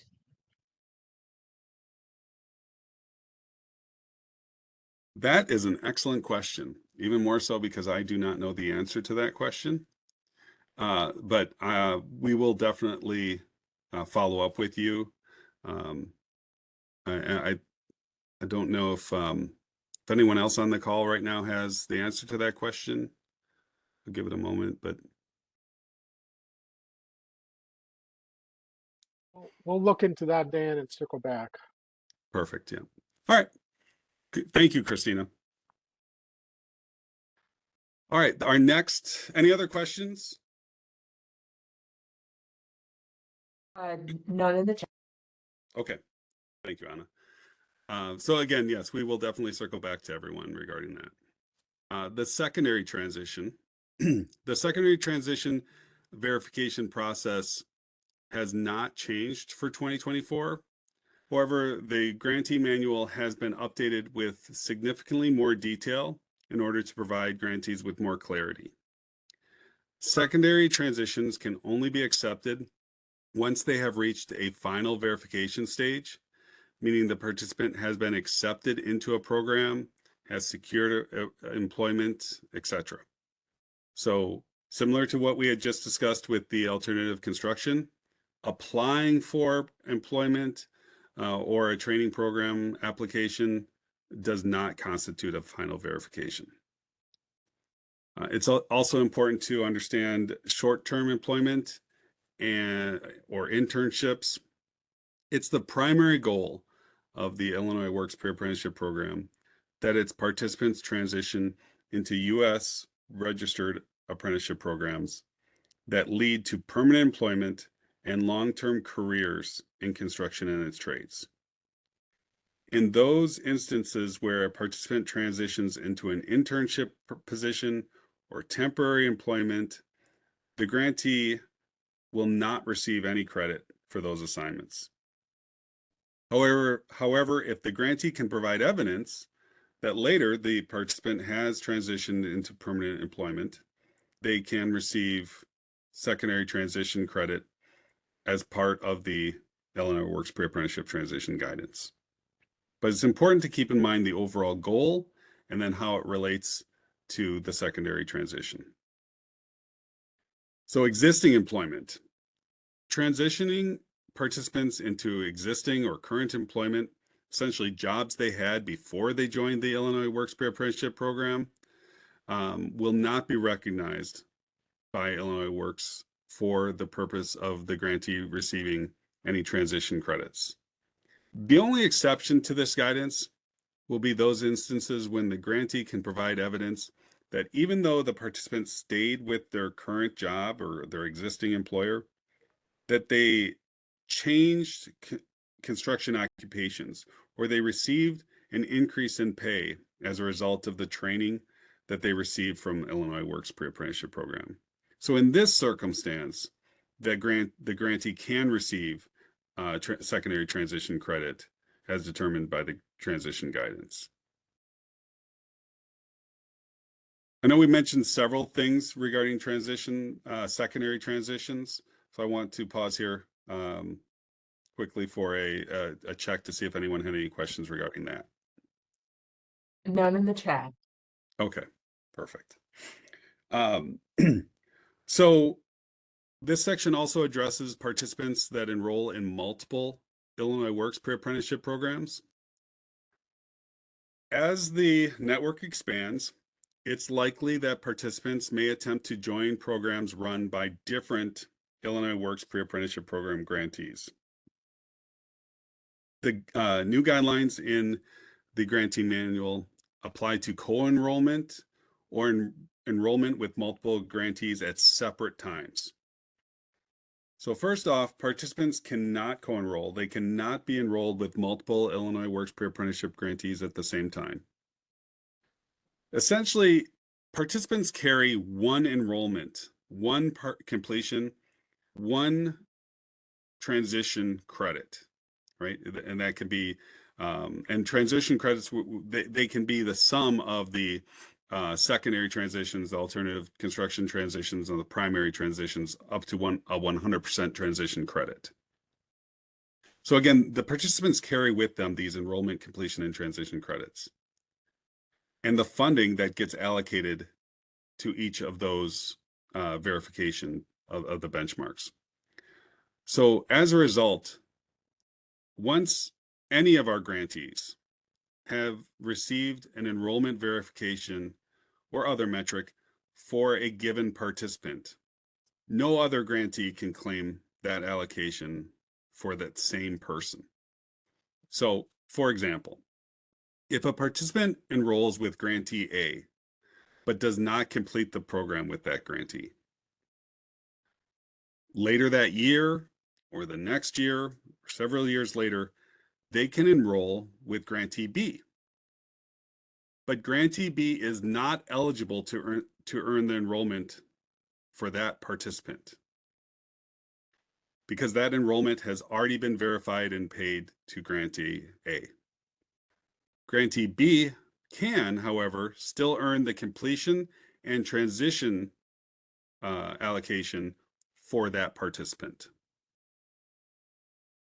So once a participant has been verified as earning their enrollment, completion, and then primary transition credit, right? They are no longer eligible to earn a secondary transition or an alternative construction transition. Essentially, secondary transitions and alternative construction transitions, primary preliminary transitions, all lead up to a primary final transition. So that's 100% of the transition credit, and you cannot exceed 100%. Similarly, if they have already earned, say, the alternative construction transition verification, they cannot earn a secondary transition verification. So you can't go down, you can continue to move up, up to 100%.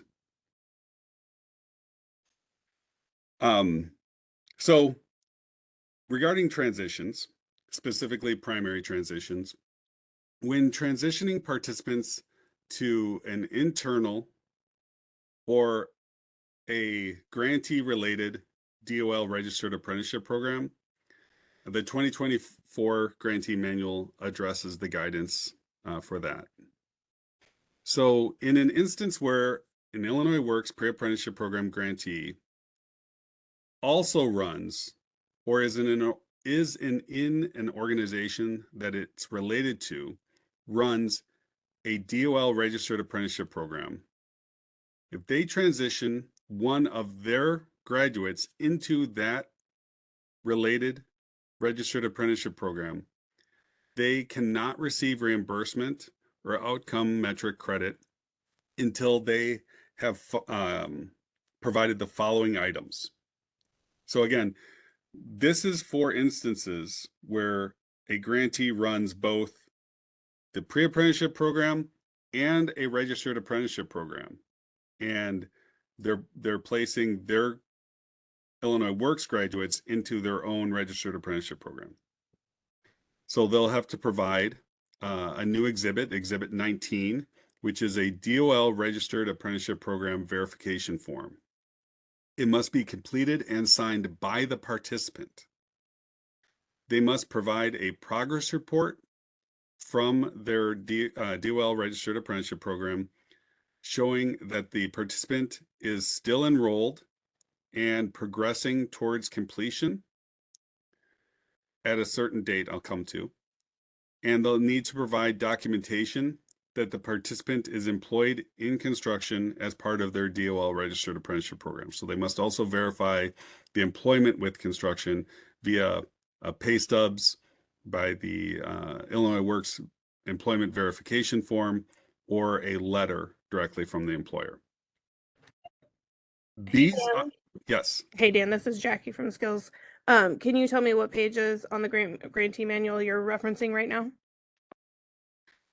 I do not have that page number, Okay. but certainly they're all in section 13. Okay, thank you. Mm-hmm.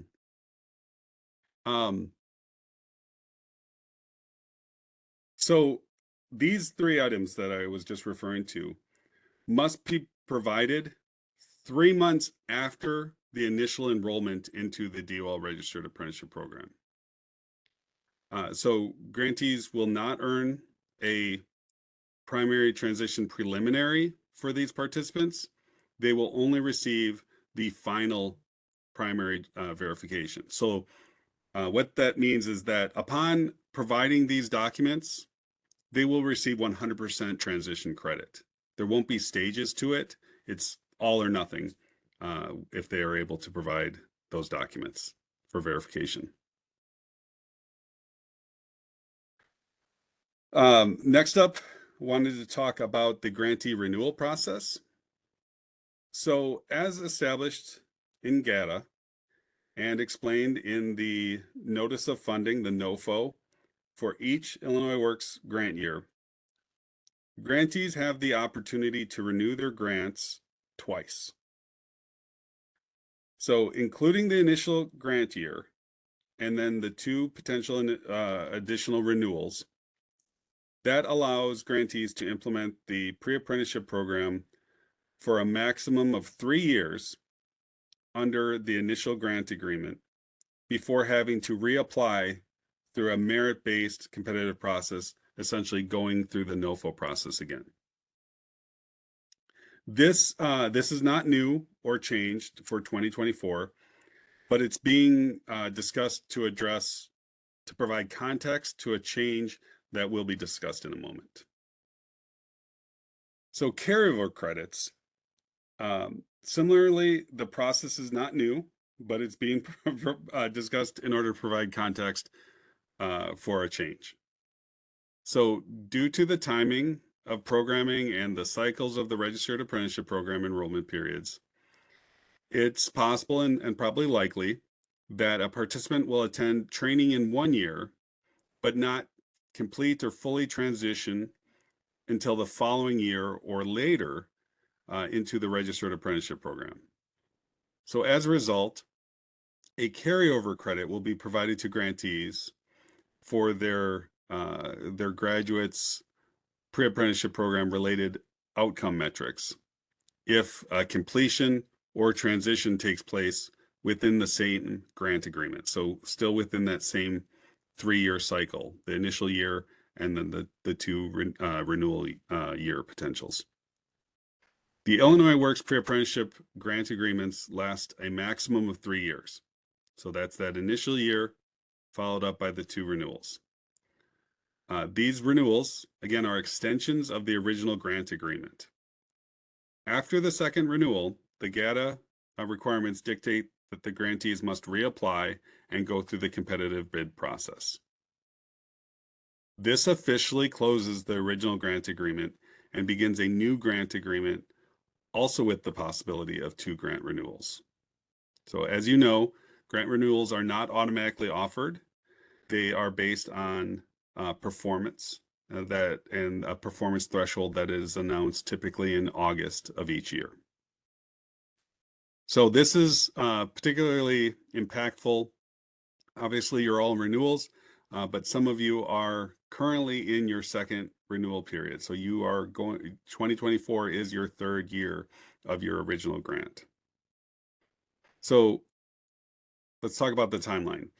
If a participant enrolls in the initial grant year, their carryover credit will apply for either year 1 or year 2. If the participant enrolls in year 1, a carryover credit can be applied in either of those two. If they apply in renewal year 1, so it's actually the second year of the grant, the carryover credit can only be applied in year 2. If the participant enrolls in year 2, there typically would not be the possibility of carryover credit because, again, in order to continue with the Illinois Works Pre-Apprenticeship Program, the grantee must now go through the competitive bid process, and if successful, would be placed into a new grant agreement. So the carryover credit typically would not apply. So again, this is particularly important for those of you that started with us in 2022, continued in 2023, and now are in your 2024. Here's where the change comes in, which should be good news for those of you that in that situation. New to 2024 is a carryover credit administrative extension. So in instances when grantees are not eligible for an additional grant renewal, they can choose to administratively extend their contract for an additional year with the sole purpose of earning carryover credit. So during this administrative extension, grantees would be allowed to submit additional documentation to demonstrate completions or transitions that were earned for participants when they were enrolled during their first 3 grant years. No new enrollments will be accepted during this time, and no new instruction could be provided to those participants beyond what they already had. So for a completion, we're really talking about, well, we were working to obtain, say, that this documentation. During this period, grantees would still need to continue submitting PPRs and PFRs to the Office of Grants Management per the required schedule outlined in that grant agreement. They would communicate in writing to their Illinois Works Pre-Apprenticeship Grant Manager when documentation or information is entered for completions and transitions into IWRS. So otherwise, we wouldn't know about it. These organizations would be, this would simply be an administrative extension, so we wouldn't be actively working with those groups of participants for those grantees. So we would need you to communicate in writing to us when new documentation is available. And you of course would need to continue to actively follow up with participants and support them in their completion and transition efforts. During this period, grant managers will touch base with the grantees on a quarterly basis to check for that information regarding participant transition updates, issue quarterly reports to grantees who have opted to extend their agreement, detailing any carryover credits earned. So again, this is a slight difference from what you would normally be experiencing as an active grant under your active grant, in which we utilize monthly compliance processes. This would be a quarterly report. And you would still submit reimbursement earned by the grantees to the Office of Grants Management for your reimbursement. So a couple very important items to consider. This extension is optional and grantees must opt into it. Grantees can close their grant agreement at any time, but they will then forfeit any carryover credit reimbursement that they may have been eligible for. Opting into the administrative extension does not stop a grantee from pursuing or being awarded another grant award with the Illinois Works Pre-Apprenticeship Program. So you could still pursue through the competitive bid process, the NOFO, a grant agreement for say 2025, while you're still having a administrative extension for your 2022 through 2024 experience. Any reimbursement earned during the extension year can be used to cover expenses dating back to the original grant agreement established date. So essentially, what that's saying is that you could continue to receive carryover credits, but the expenses must have been occurred. They must have occurred during the original grant period, not through that extension period. And the administrative extension will most commonly be used after the third year of a grant. However, if a grantee chooses to not pursue a second or third year with their renewals, they could opt into this extension to continue earning carryover credits even after, say, their first year. So I'm going to hold off on taking questions regarding this because it's fairly complicated, and I would want grantees to read the grantee manual first and then come to their grant managers for any questions regarding this. But it's an important thing to understand and to know that essentially, if you opt into this and you opt into the NOFO process so that you can begin a new, a grant cycle with the pre-apprenticeship program, you would essentially be providing 2 separate PPRs and 2 separate PFRs every month. Because you'll be doing it for your administrative extension for your old grant and then obviously for your new grant. All right. Again, please read that section and then follow up with questions regarding your grant manager. The quarterly administrator meetings. These meetings are designed for the Office of Illinois Works to present the grantee network with information on any progress, upcoming changes to programming, reporting, information on important deadlines. It's also a time when program administrators are encouraged to ask questions or make comments or offer ideas on how to enhance the program. And so 4 meetings are scheduled throughout the year, and program administrators are absolutely required to attend all of them. 2 of the meetings, attendance is required in person. Those are the regional meeting and the annual conference. The other meetings can be attended virtually. So this is being noted here. It's not actually a change to the guidance. Those 4 meetings were required last year for all program administrators to attend. The difference this year is that the one will be in the regional meeting. We're only hosting 1 regional meeting this year, and the other is in the annual conference as it was last year. So there were quite a few updates to this section. Do we have any questions regarding this section. The next section will go fairly quickly. None in the chat. Okay, excellent. The final section, section 14, there's one update to that. And the Office of Accountability has provided some updates to audit requirements and audit report documentation.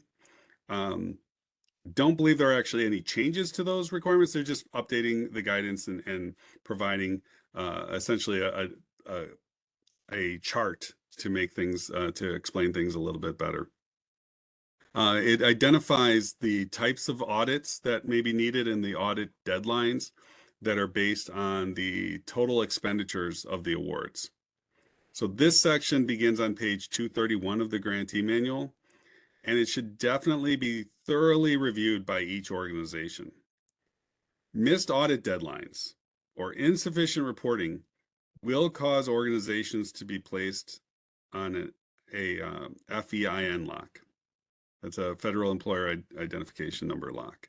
So in addition, if that happens, in addition to suspending reimbursement payments, it prevents new or modified grant agreements from being executed. And depending on the time of year, this can jeopardize the ability for organizations to begin programming for grants that they were awarded, or prevent them from submitting for a grant in the first place. Also, depending on the time of year, it could wind up causing a cascade of effects over the state's fiscal year shutdown that could lead you to not being able to receive reimbursements for several months. So it's very important that all grantees take this section very seriously and use the Office of Accountability tools that are there to understand this topic a little bit more. Okay, any questions about section 14? None in the chat. Okay, so we ended that on a very serious note, that section 14. It is extremely important. But so now we all have to get our game faces on and come back to the Illinois Works Olympics for our final check-in. So hopefully you're all still in Mentimeter. If we can place the link back in the chat, everyone will have a chance to get back in, and we will be ready to start again with the room in Mentimeter. So we're seeing the current leaderboard. Is that where we left off? Excellent. There we go. Yes, that is where we left off. Okay. How many people, does it show how many people are logged into Mentimeter? Right now, we have 4 people logged in. 5, the number is growing quickly. Excellent. Come on, even if you weren't in that, top 5 category, it just takes one misstep for you to be right in the thick of things. So don't miss out on your opportunity. And again, you know what? Maybe you're just playing to see how well you can do, right? That's what I always tell my kids, right? Don't worry about how others are doing. Just see how well you can perform. All right. I know it's 12:30. We're going to go ahead and complete this check-in, and then please ensure that you stay for the post-assessment. Again, Norman talked about how all of this was really, these updates were really informed by our network. So we take this feedback extremely seriously. So let's have a little bit of fun with this check-in, and then we'll go right into that, that survey. All right, so should we go ahead and get going? If you're not logged in yet, you can still do it at any time during this. So let's start with our first question.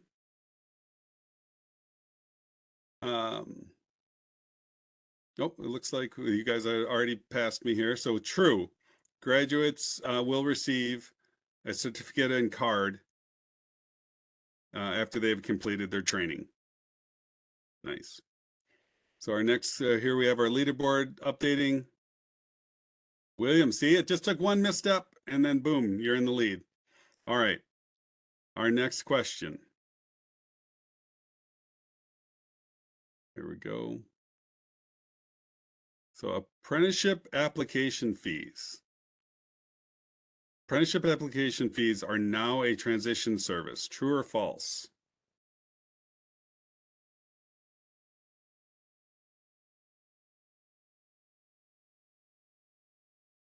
So a little bit of trivia here. The apprenticeship application fees used to be part of the wraparound service assessment. They are no longer part of that since they are a transition service. So that's one of the updates to IWRS that you will encounter once we give you the green light, because again, as Norman mentioned, we have to, the programmers are still making some changes there. So good job, everyone. All right, next question. Grantees are not required to tell partners or participants about the bid credit program. Grantees are not required to tell partners or participants about the bid credit program. True or false?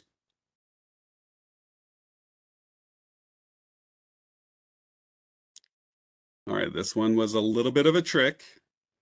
So the answer is false. Grantees are encouraged to tell transition partners, but they're required to tell participants. So good job, William's still in the lead. There we go. All right, our next question. The careers, I'm jumping ahead. The Career Services team will reach out to graduates 1 year after they have left a pre-apprenticeship program.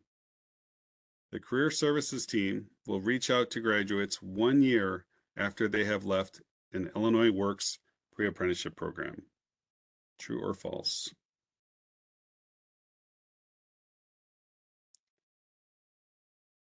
All right, that answer is true. The expectation is that the grantees are continuing to connect with their graduates every 90 days for a year. So the Career Services team will take up after that. All right, true or false? In 2024, wraparound service coordinators will join transition service coordinators and trainers or instructors as the third professional group to leverage a model known as community of learning. In 2024, wraparound service coordinators join transition service coordinators and trainers instructors to leverage a model known as community of learning. It is false. They are joining the community of practice. So it's called the community of practice. So see, here was a window of opportunity to shuffle the board a little bit. So we have a little, there we go. We have some people climbing the ranks. All right. Good job, everyone. Our next question. Let's see. So program coaching provides grantees with customized support. As a result, program coaching is required for Track 2 and Track 3 grantees, but not Track 1 grantees. True or false? Program coaching provides grantees with customized support. As a result, program coaching is required for Track 2 and 3, but not Track 1. That is true. Program coaching is optional for Track 1 grantees. All right, so not only do we have to be quick, right? We have to have the right answer. So excellent job. All right, the next question, true or false? The professional development program called Track 3 is also known as the Illinois Works Incubator Program. So the professional development program called Track 3 is also known as the Illinois Works Pre-Apprenticeship Program Incubator Program. So incubator programs are all the rage, but that is not what Illinois Works offers. So the answer is false because it's called the Illinois Works Pre-Apprenticeship Program Accelerator Program. So you guys were all on top of that, saw through the trickery. Good job. We will move to the next question. The Data Quality Management Plan template is designed to be completed annually and will identify staff who are responsible for data entry and verification. The DQM is designed to be completed annually and will identify staff who are responsible for the data entry and verification.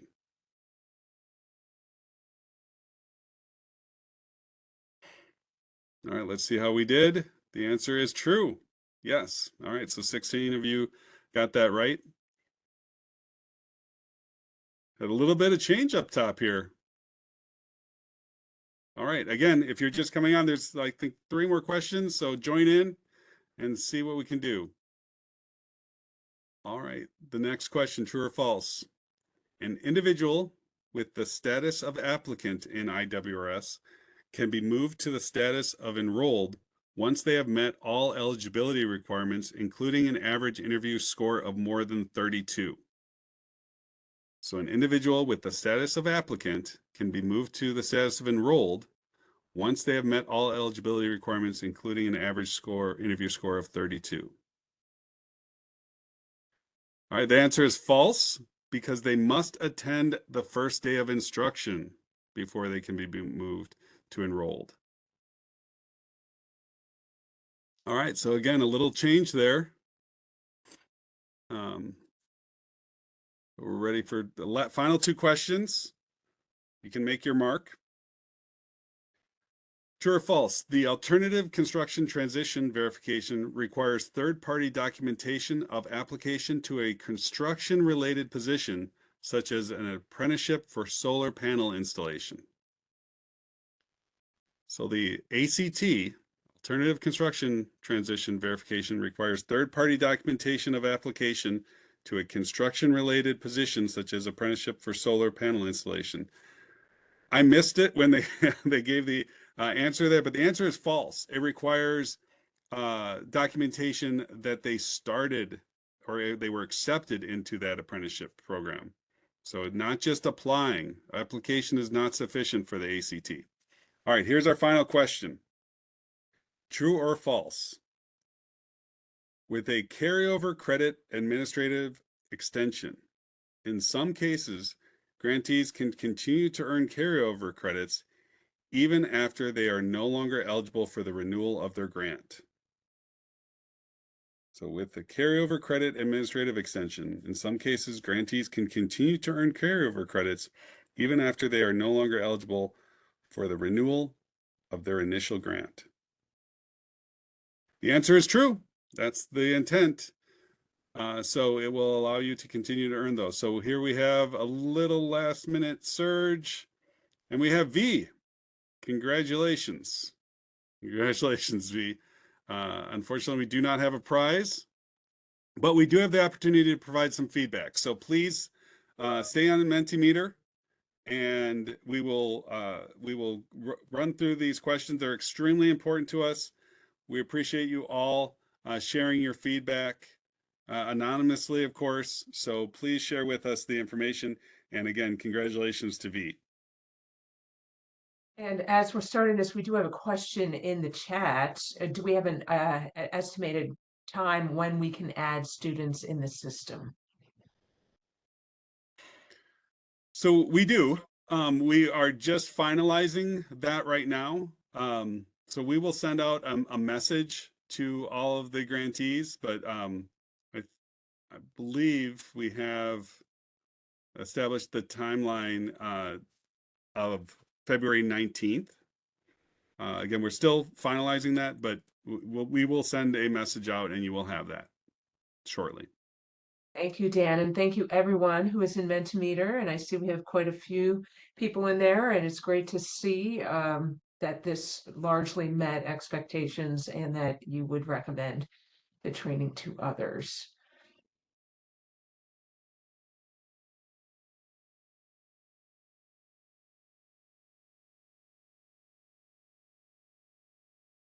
You know, it was long, but really necessary, right? So that way you don't have to just figure it all out yourself. Second question, the course was relevant to what I wanted to learn about this subject matter.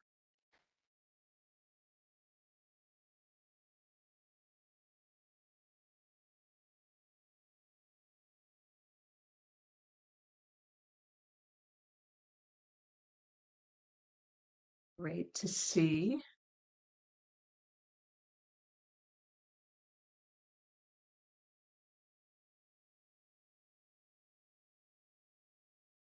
Good. And again, it's your feedback's really important, and you've heard multiple times in this webinar how we have taken your feedback and made adjustments to the program based on it. So thank you very much for your honest feedback to us.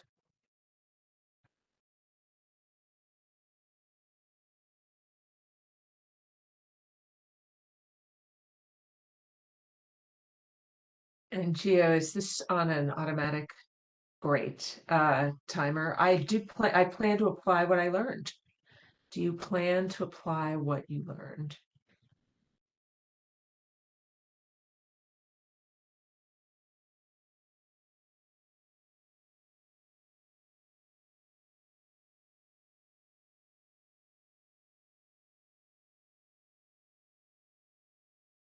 Well, I'm hoping the people that are choosing disagree, it's because maybe it's not your area to apply. This is the guidance. What improvements might you recommend? And so these responses you can type in. We'll give you a minute for that.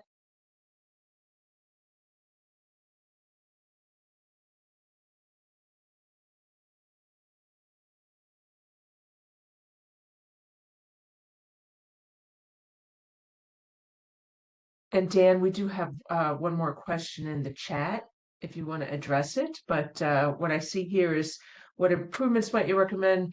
More slides to highlight updates. Too much content not to have visuals. Yeah, fair enough. Finishing the meeting on time. I agree.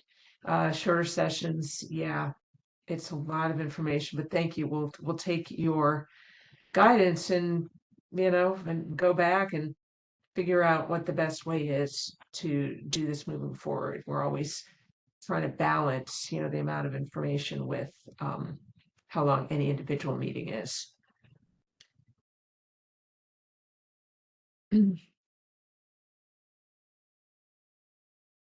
What did you find effective? If we can make changes, what would you recommend we keep? Thank you. The updates are important. And we're really happy to be able to answer questions as they come up.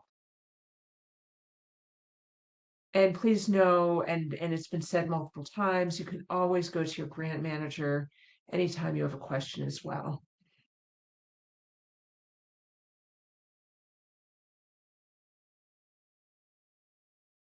Yes, continuing to specify page numbers for reference on all updates, that's helpful as well.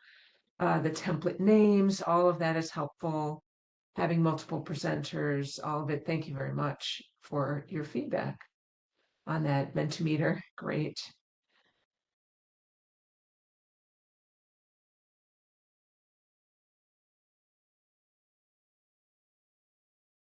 Is there anything else about the course you think we should know?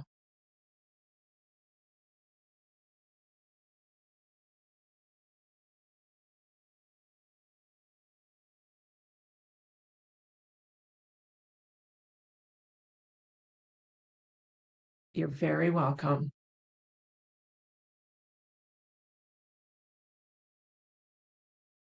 I think that's the last question.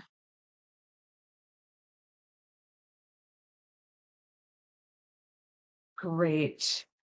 Thank you so much, everyone, for your time. We're glad to have you part of our provider network.